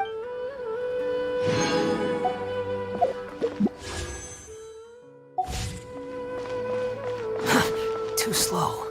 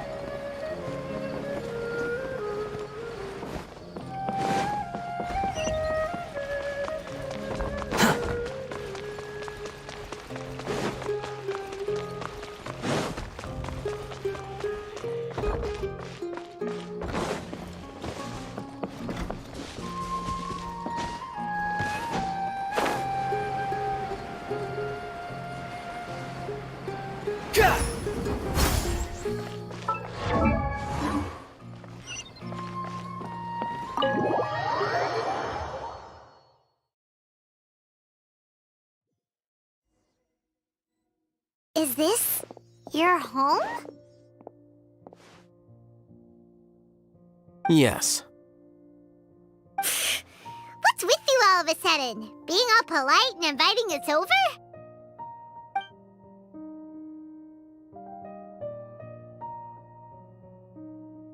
Ah, you're back. Quick, come help me see if this painting's all straightened. Huh? Who are they? Stop making a fuss. They're obviously guests. You're not from the Academia, are you?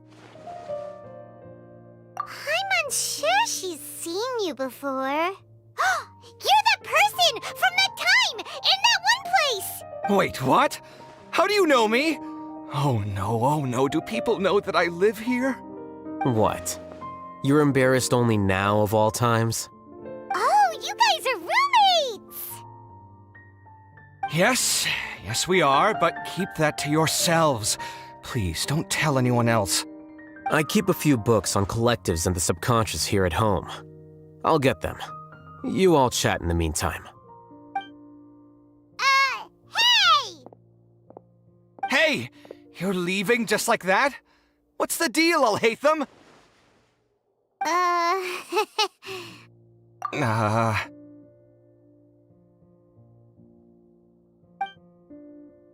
Sorry, I know we've only just met, but I have to ask. Are you, you wouldn't happen to be actors that Alhaitham hired to pretend to be his friends, would you? What?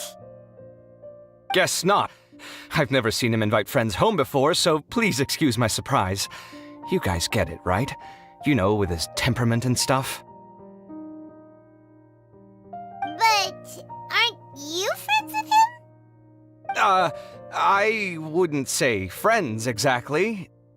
Okay, well, we used to be, but we're not anymore.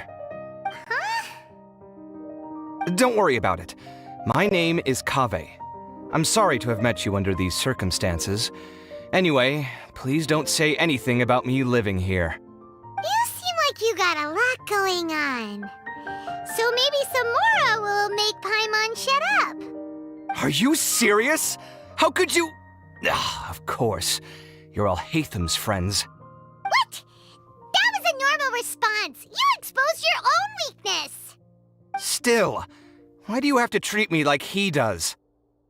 Judging by the deafening din coming from the living room, you all must be getting along quite well. Entertain your own friends, why don't you? I'll leave the books here.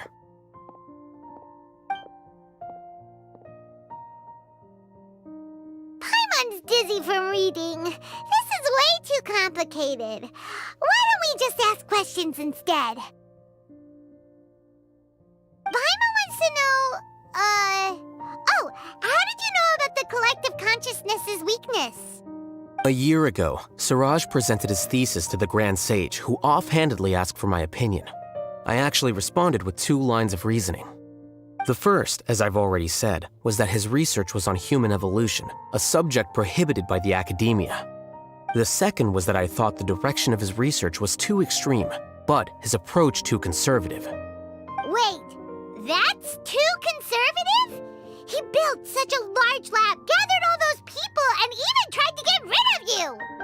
One way to stabilize a collective consciousness is to remove the test subject's humanity altogether. The optimal solution to achieve collective consciousness is to focus solely on the overmind and treat the other test subjects as tools. That's way too dangerous! You're not seriously considering that, are you? 'Cause, whew. I'm merely stating the facts. If Siraj had done that, I would have felt his work to be just as senseless. It's impossible for any species to evolve overnight, and humans without their humanity cannot be called humans. That's why the Academia prohibited research into human evolution. Most research of this kind tends to run contrary to evolution. Huh. Paimon gets it now. Ha! That's rich coming from you. If humans aren't humans without their humanity, then you'll probably evolve into some other species in another decade, I wager. What about you? Are you going to devolve into a fungus? At least I'd be a fungus with empathy. Sorry for eavesdropping, but what happened to you guys? Are you in trouble? Sort of. We encountered a strange researcher that had it out for us. Are you all okay?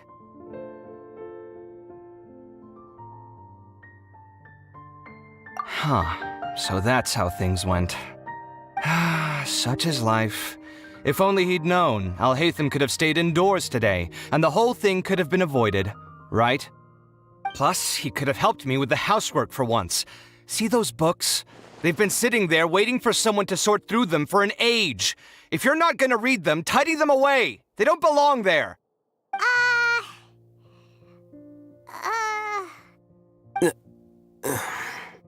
Can you feel the awkwardness in the air? I hope you're aware of your lack of conversational skills. Oh, so the pot's calling the kettle black, is he? Well, having said all that, are you okay? I'm doing quite well. Much better than that painting you're trying to hang on the wall. You don't understand anything. Stop criticizing my taste in decoration.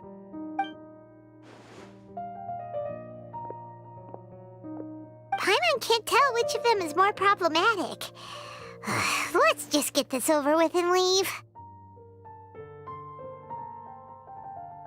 You whisper very loudly.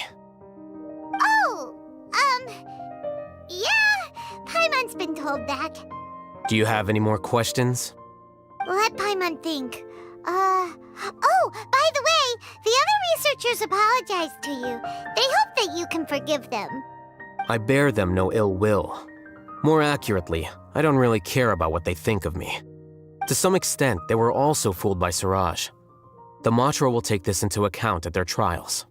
Ilias also said that he wanted to tell us the truth at Gandharvaville, but he didn't have the courage. He apologized to you, too. It doesn't matter. I never considered asking him to come forward with the truth. Judging from his experiences, he's more courageous than the average person. There's no need to lay even more criticism on him. Criticizing the brave only shows how weak you yourself are. I'm going for dinner in 10 minutes, so I'll field one last question. Paimon doesn't have any more questions. How about you? Oh, yeah, that's a good question. You only started investigating with the Matra at the Academia because you were interested in something, right? But after meeting Siraj, it didn't seem like you were interested in him or his experiment. I had no interest in him personally, but I was curious as to why so many people were willing to form a collective consciousness with him. I now understand the reason. Correct. The fall of the sages and the shutdown of the Akasha terminals deeply affected the Academia. The fact that Siraj's project attracted so much interest despite not being approved speaks to the lack of research projects as of late. As the acting Grand Sage, I'll have to figure something out. In addition, what happened to Ilias is worth our attention. Reporting academic fraud was the right thing to do. He didn't deserve the outcome that he had received. Paimon understands now. Oh, you're pretty serious when it comes to work, huh? I think minimum viable seriousness is a more apt description. I'll do my best to take care of this mess until my resignation is approved.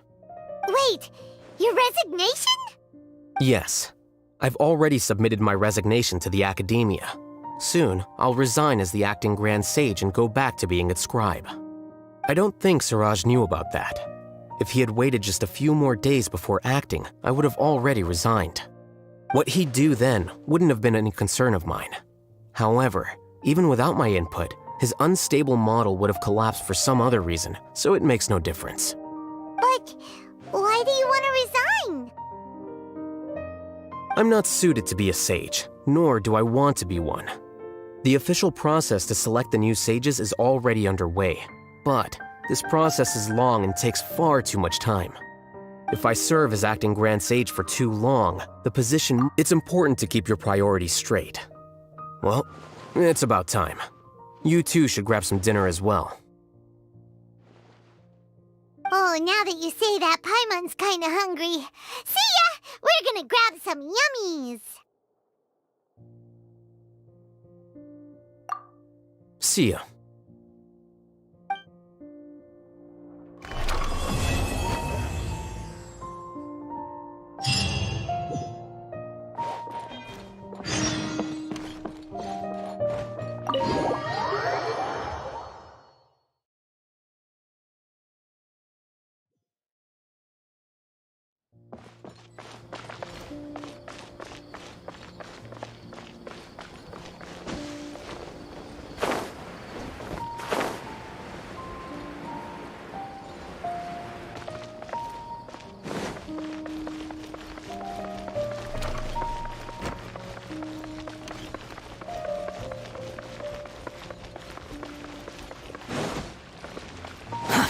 Too slow.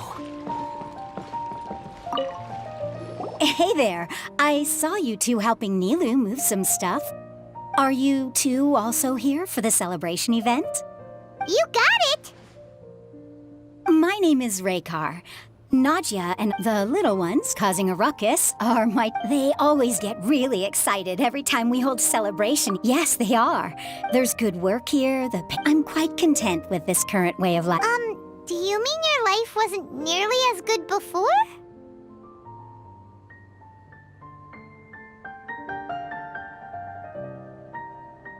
It's all right. It's all water under the bridge now. My husband and I were both adventurers, but he passed away from an accident. Material struggles can always be overcome, but ever since then, I haven't been able to spend much of my energy on anything else. But I still consider myself lucky. Mr. Zubair has helped me a lot, and the atmosphere here is tolerant and kind. Sorry for bringing up such sad memories. Oh, it's all right. I don't mind. Once the event starts, you'll be able to see for yourself the kind of atmosphere I was talking about.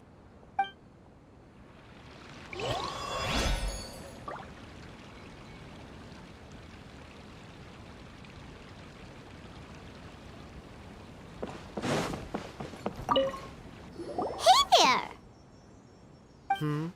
Ah, a newcomer.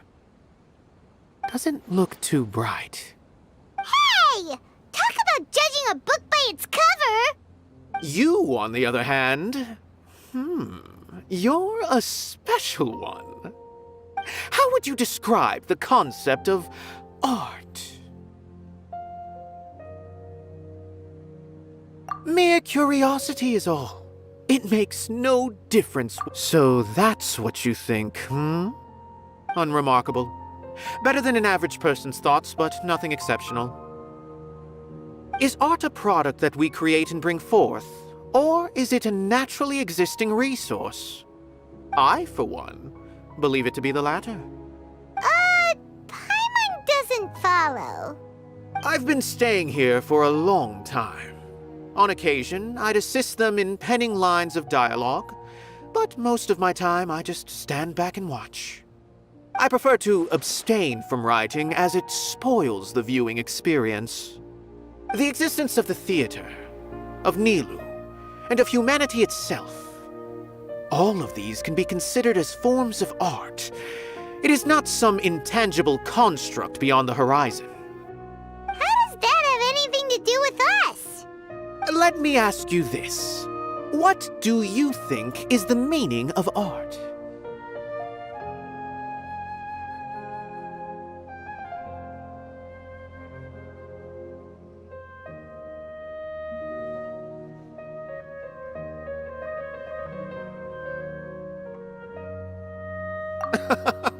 I suppose that question was a little too difficult for you. To chance upon a spark of inspiration, I have been closely observing you, the players on the stage, and those watching in the audience. Art is already all around us.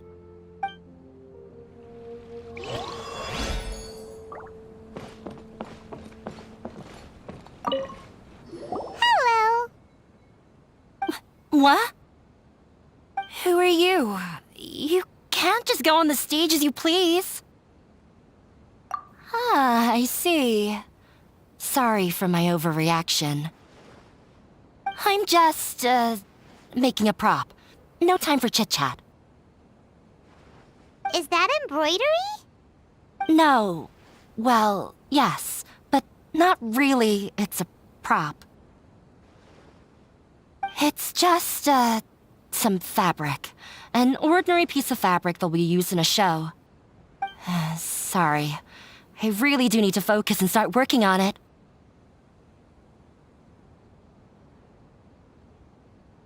What an oddball. Is prop making something to be that jumpy about? Oh well, it's none of our business. Look! Milu's back! Let's meet up with her! The event's probably about to start! Sorry for the wait. Preparations for the celebration are finally done. I'll call everyone over, and then we can start. Let us give you a hand. Thank you.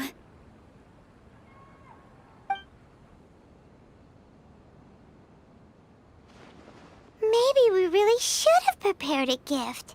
Then we could also be a part of the exchange. As it is, all we can do is wait and watch.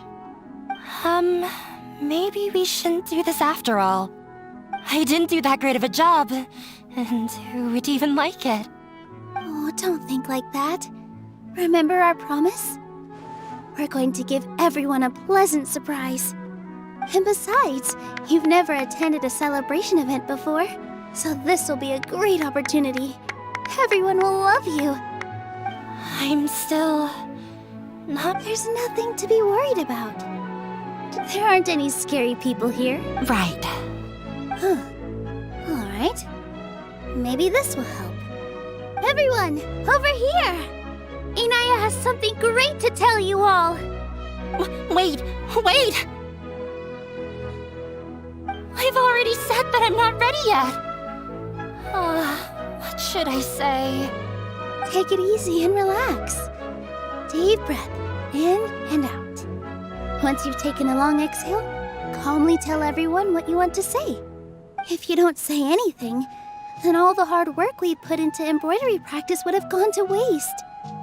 Using it as a gift, though? It really isn't that good. So when Inaya was talking about making a prop, she was actually preparing a present. Yeah, it feels like she still doesn't really see herself as part of this community. But it looks like Nilu's trying to ease her through. Actually, Inaya had prepared a special present for everyone before the celebration kicked off.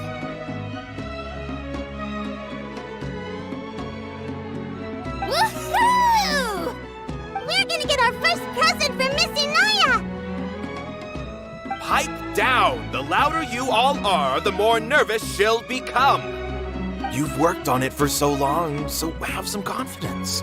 Don't be afraid. You've got this. Is Mr. Zubair here? Sheikh Zubair, this is an urgent notice from the Academia. This celebration, or whatever it is, must stop at once. What a condescending guy. What's his deal? Since Zubair Theater has long violated the Academia's policies and orders, we have decided to demolish it.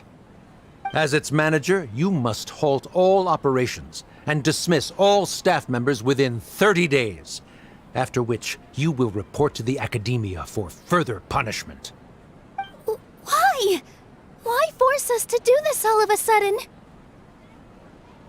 Little girl, this is not the first time you've been issued a warning. I didn't hear anything about demolition the last time I asked, and now I suddenly only have 30 days? We have more shows planned, but it's impossible to do anything in just 30 days. How am I supposed to explain this to my customers and staff?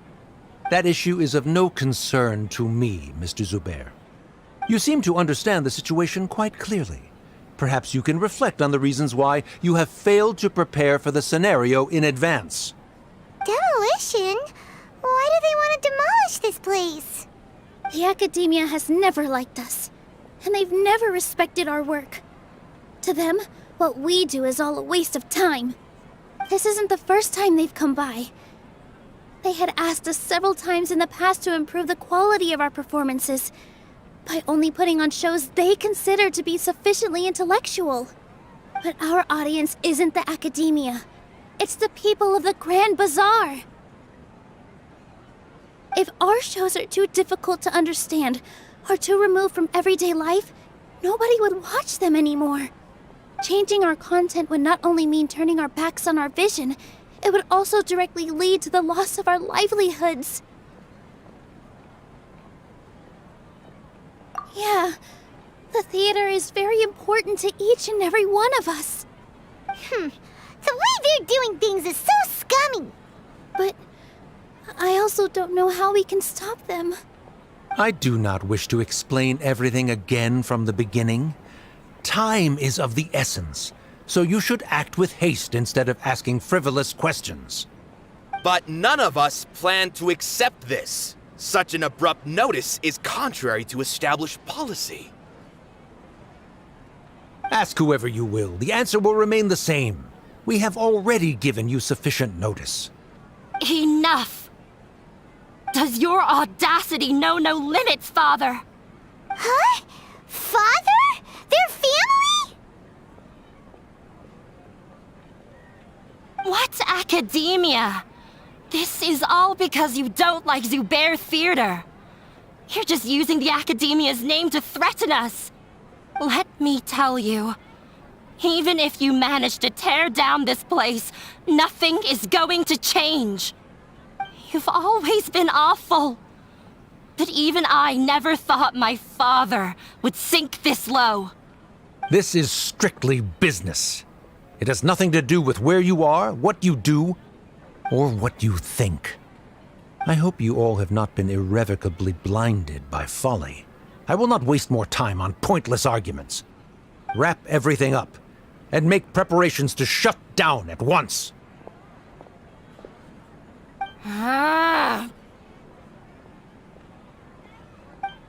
Why is he always like that? This is quite the misfortune, but there's nothing we can do. That's it for today, everyone. Let's clean up.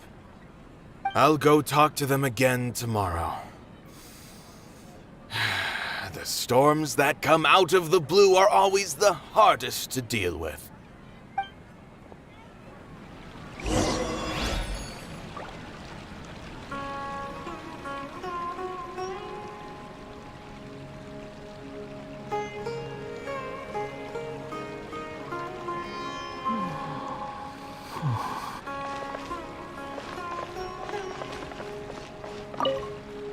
Sorry. I invited you thinking this was going to be a happy occasion. I didn't know that things would turn out like this. There's no need to apologize, Nilu. No one could have seen this coming. Paimon just wishes she could have at least gotten to the food. Is what that guy said true? The academia has already given you many warnings? Yeah, I guess you could say that. They've always seen us as being meaningless. Knowledge is king in Sumeru, and their pursuit of it leaves no room for the arts. But if that's all it is, there's also no reason to go so... After Inaya ran away from home, I brought her here to Zubair Theater. She rarely talks about her family. All I know is that she didn't get along with them. I never expected it to blow up like this. If you did nothing wrong, then there's no reason to listen to the academia, right?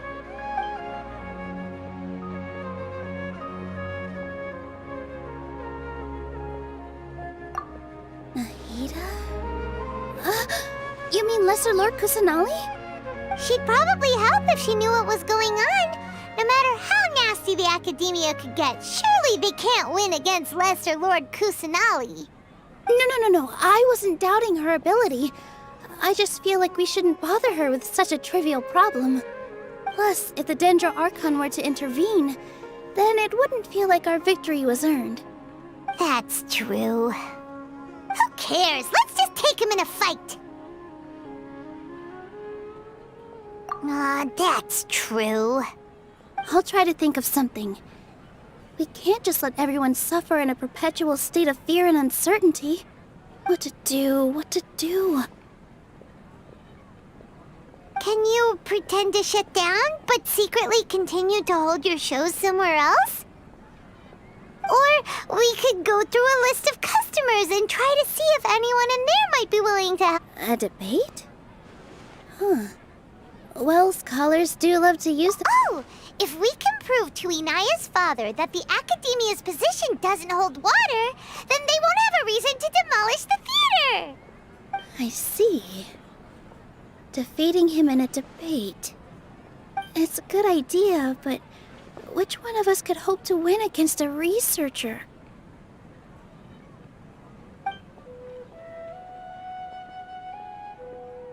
Huh?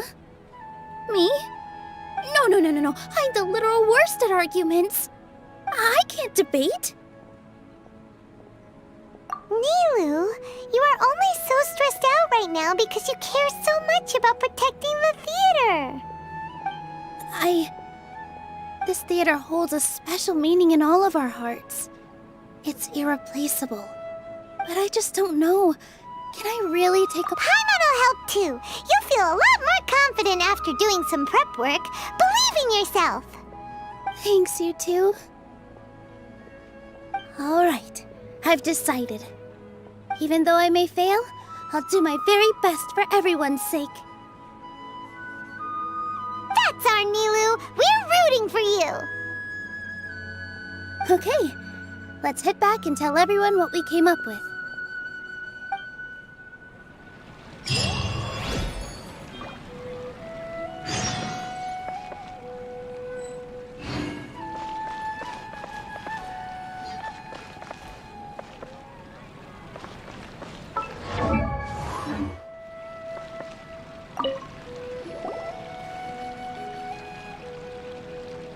Trying to best the Academia in a debate is attempting the impossible. If you really want to try, I won't stop you. It's not like our situation can get any worse.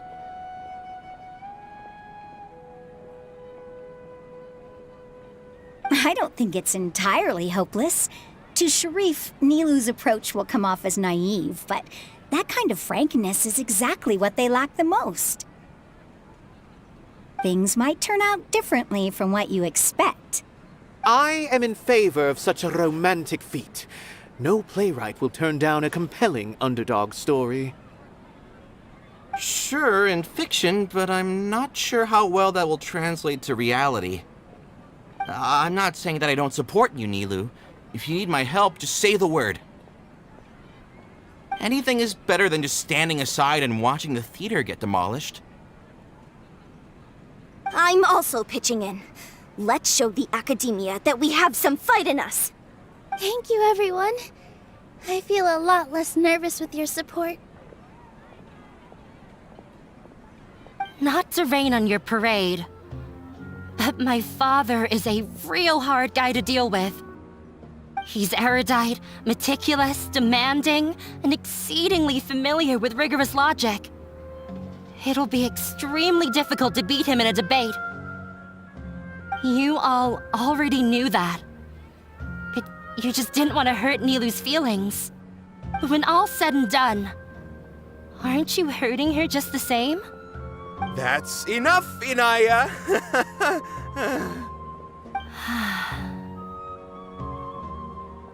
Sorry, I've ruined the mood.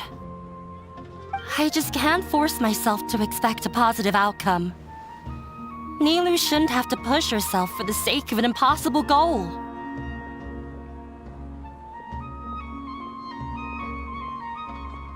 Yeah, it's way too early to give up. You're right, Inaya. We're up against the Academia. Everyone knows that they're very powerful. Being skeptical might actually be the more normal response. But I still want to try. I'm reluctant to just let Zubair Theater go. And it's not just me. I think everyone else here feels the same way. If we're unhappy, we should speak up and let our voices be heard. Say what's on your mind, and do what you think should be done. If we fail after that, then at least we won't have any regrets. I mean, after all, the only thing we can control right now is our choice at this very moment. I understand what you're trying to say. I also have my own intense feelings of anger and regret. Then, could I trouble you to tell your father about our plan for a debate? You can still get in touch with your family, right?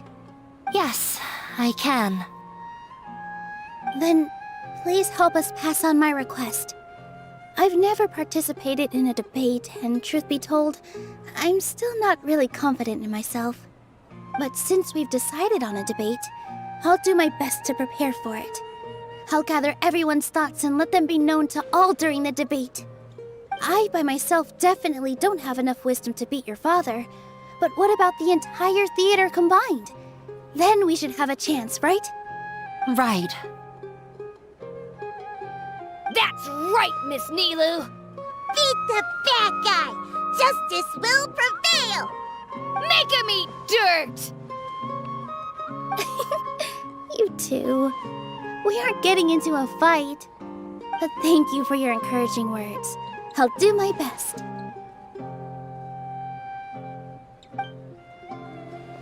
Well said back there, Nilu.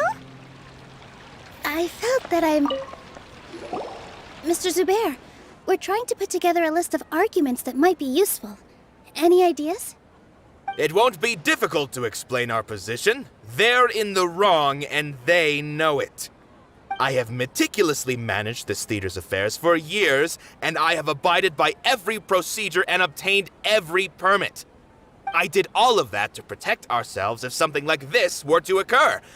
I didn't expect them to disregard the rules altogether.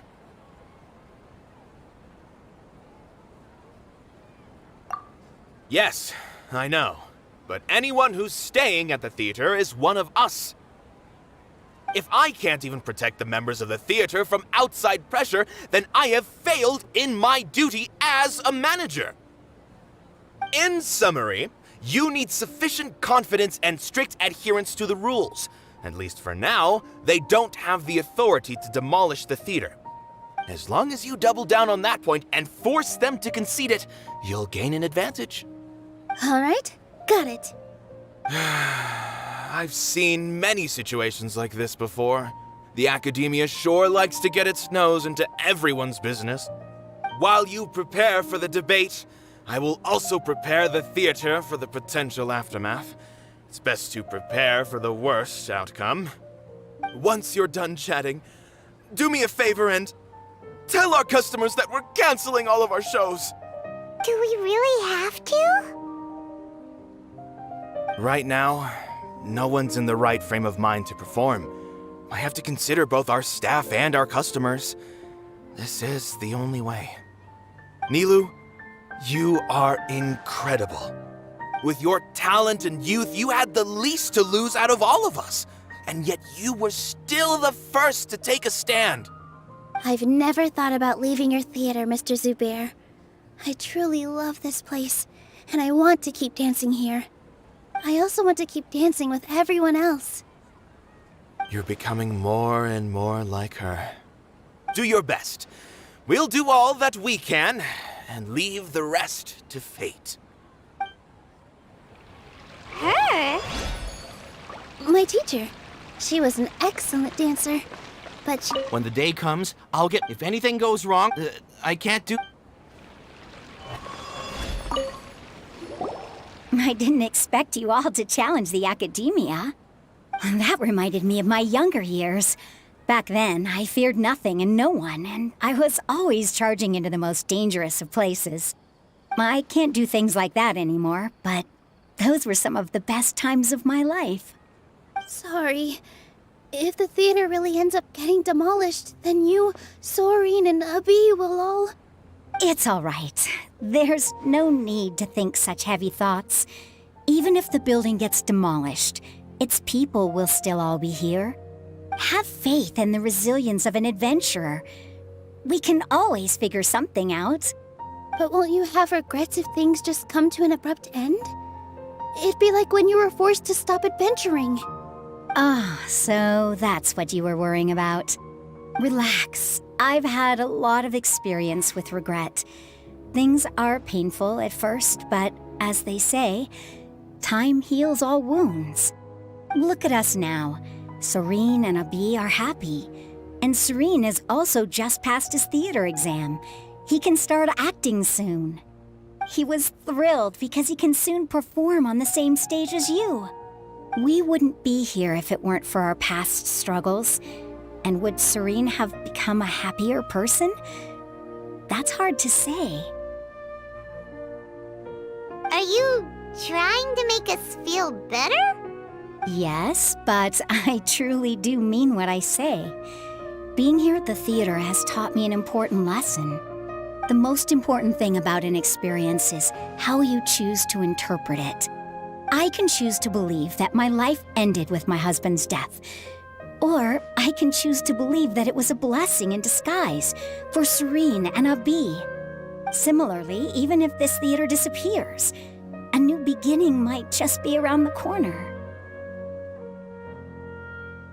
Good and bad are all human-made concepts. It all depends on how we choose to see things. You have a point. Nilou, I know how important Zubair Theater is to you. But you don't have to be so nervous. We're all here with you. The theater won't go down so easily. Thank you, Miss Raykar. No need to thank me. If anything, you inspired me with your bravery. You might have what it takes to become an excellent adventurer. You're too kind. All right, I gotta cheer up. I can't waste everyone's words of encouragement. I feel a lot better. Good. My children and I will be cheering you on at the debate.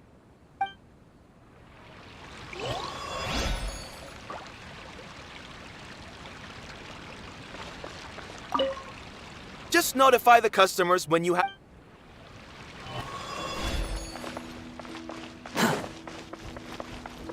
This just came out of nowhere. Beats me.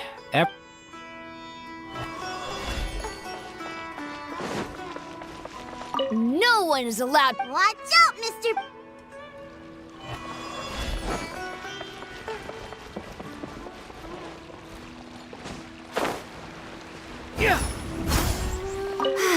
Life game. Inaya was right. It wasn't out after all.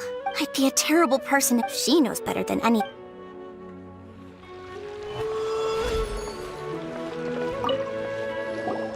Paimon doesn't really want to talk to him. So, you've already developed some prejudices against me. And to think, I was just about to put forward a suggestion. Oh, Paimon will listen to that. Although, I know not if you have a new answer to my previous question. Now seems like an appropriate time to revisit it. What do you think is the meaning of art? Oh, this again? We probably do need to tackle this question if we want to prove the value of the arts. I don't know how to explain it, but all I know is that when my performance makes the audience happy, I also become very happy. Does that count as a meaning? You answered him so seriously. Careful, Nilou. This guy's ramblings never make any sense. No. Nilou's answer far surpasses yours, and it is close to my own. The meaning of art comes not from its creators, but from its audience.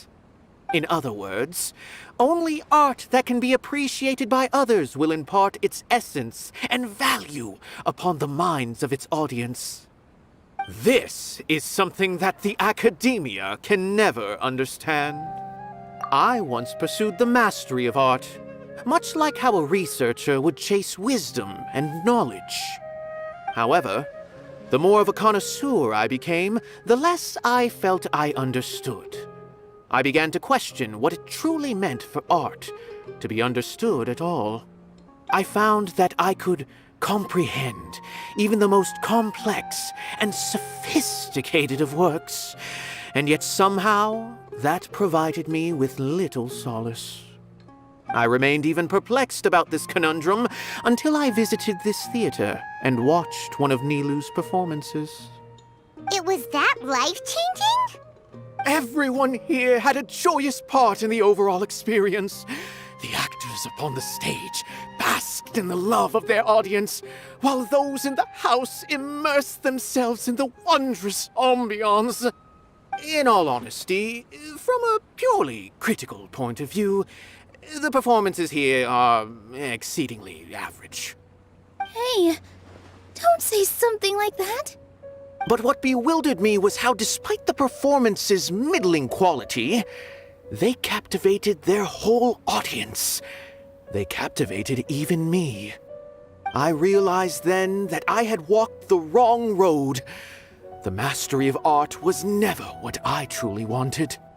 I left the so-called frontiers of artistic research and came to this theater, for this is where I can finally find what I seek. Art will no longer be a castle in the sky. Whether it be inspiring or entertaining, art must be appreciated by others to confer value. If art cannot accomplish that, then it is meaningless. When you put it that way... Mr. Zubair and I refused to follow the Academia's orders to change our shows for a similar reason. To put it simply, we were afraid that our shows would lose their meaning if people couldn't understand them. I once stood in the spotlight, but I relinquished fame and acclaim for the freedom I enjoy today.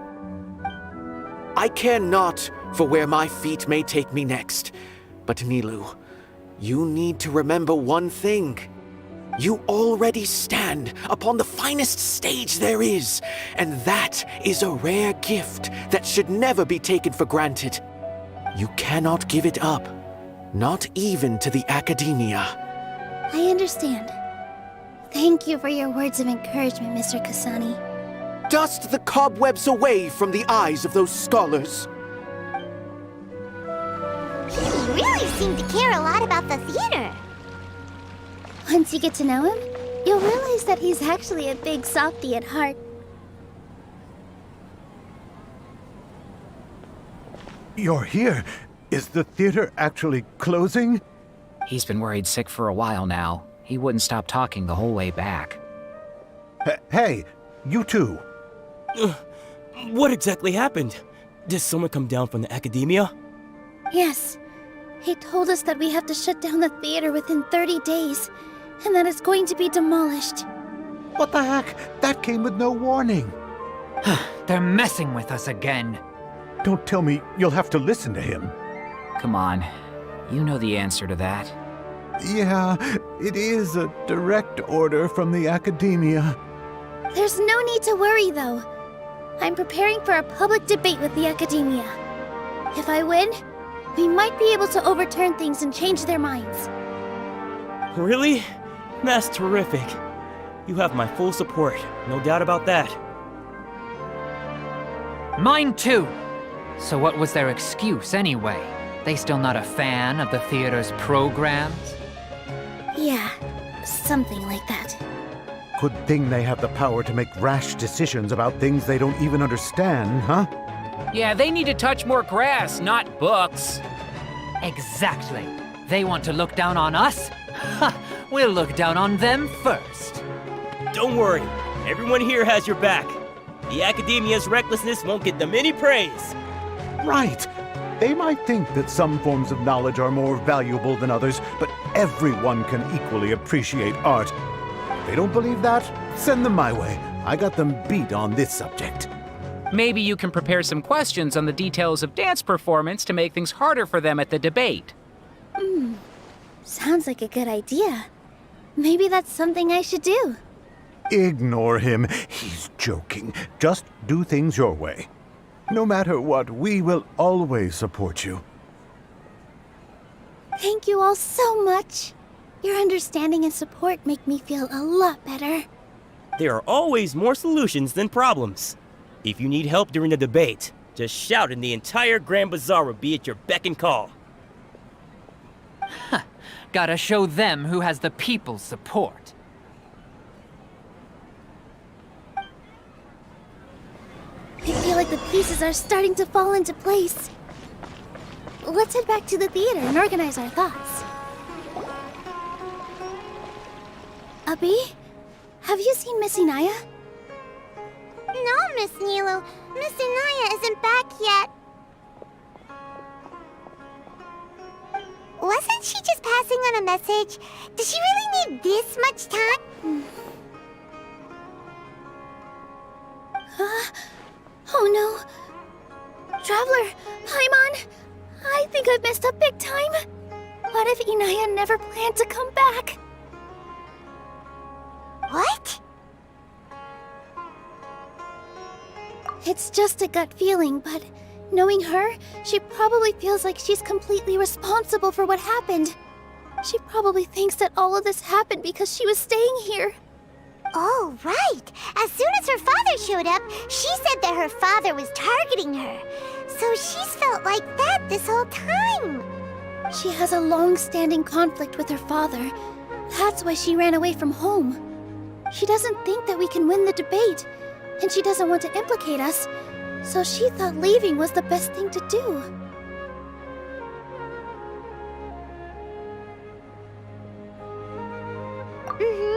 And then she just quietly left afterward. Exactly.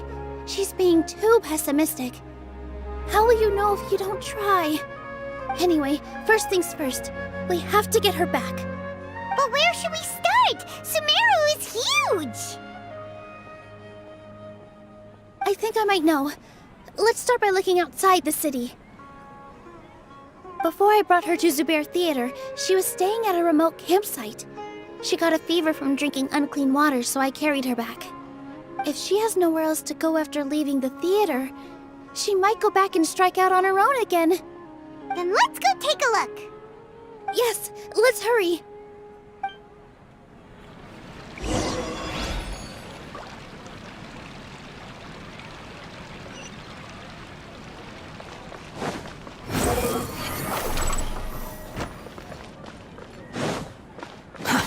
Too slow.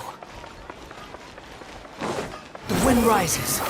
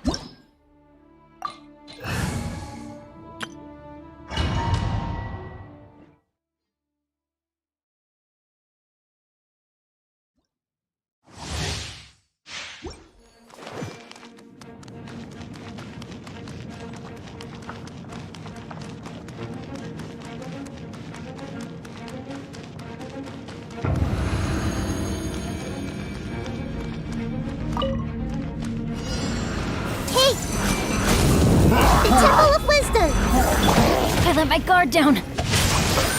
Witness the power of Guhua. Rain out. With all my strength. Dance with the wings! Pay your dues. I see everything. You can't run from death.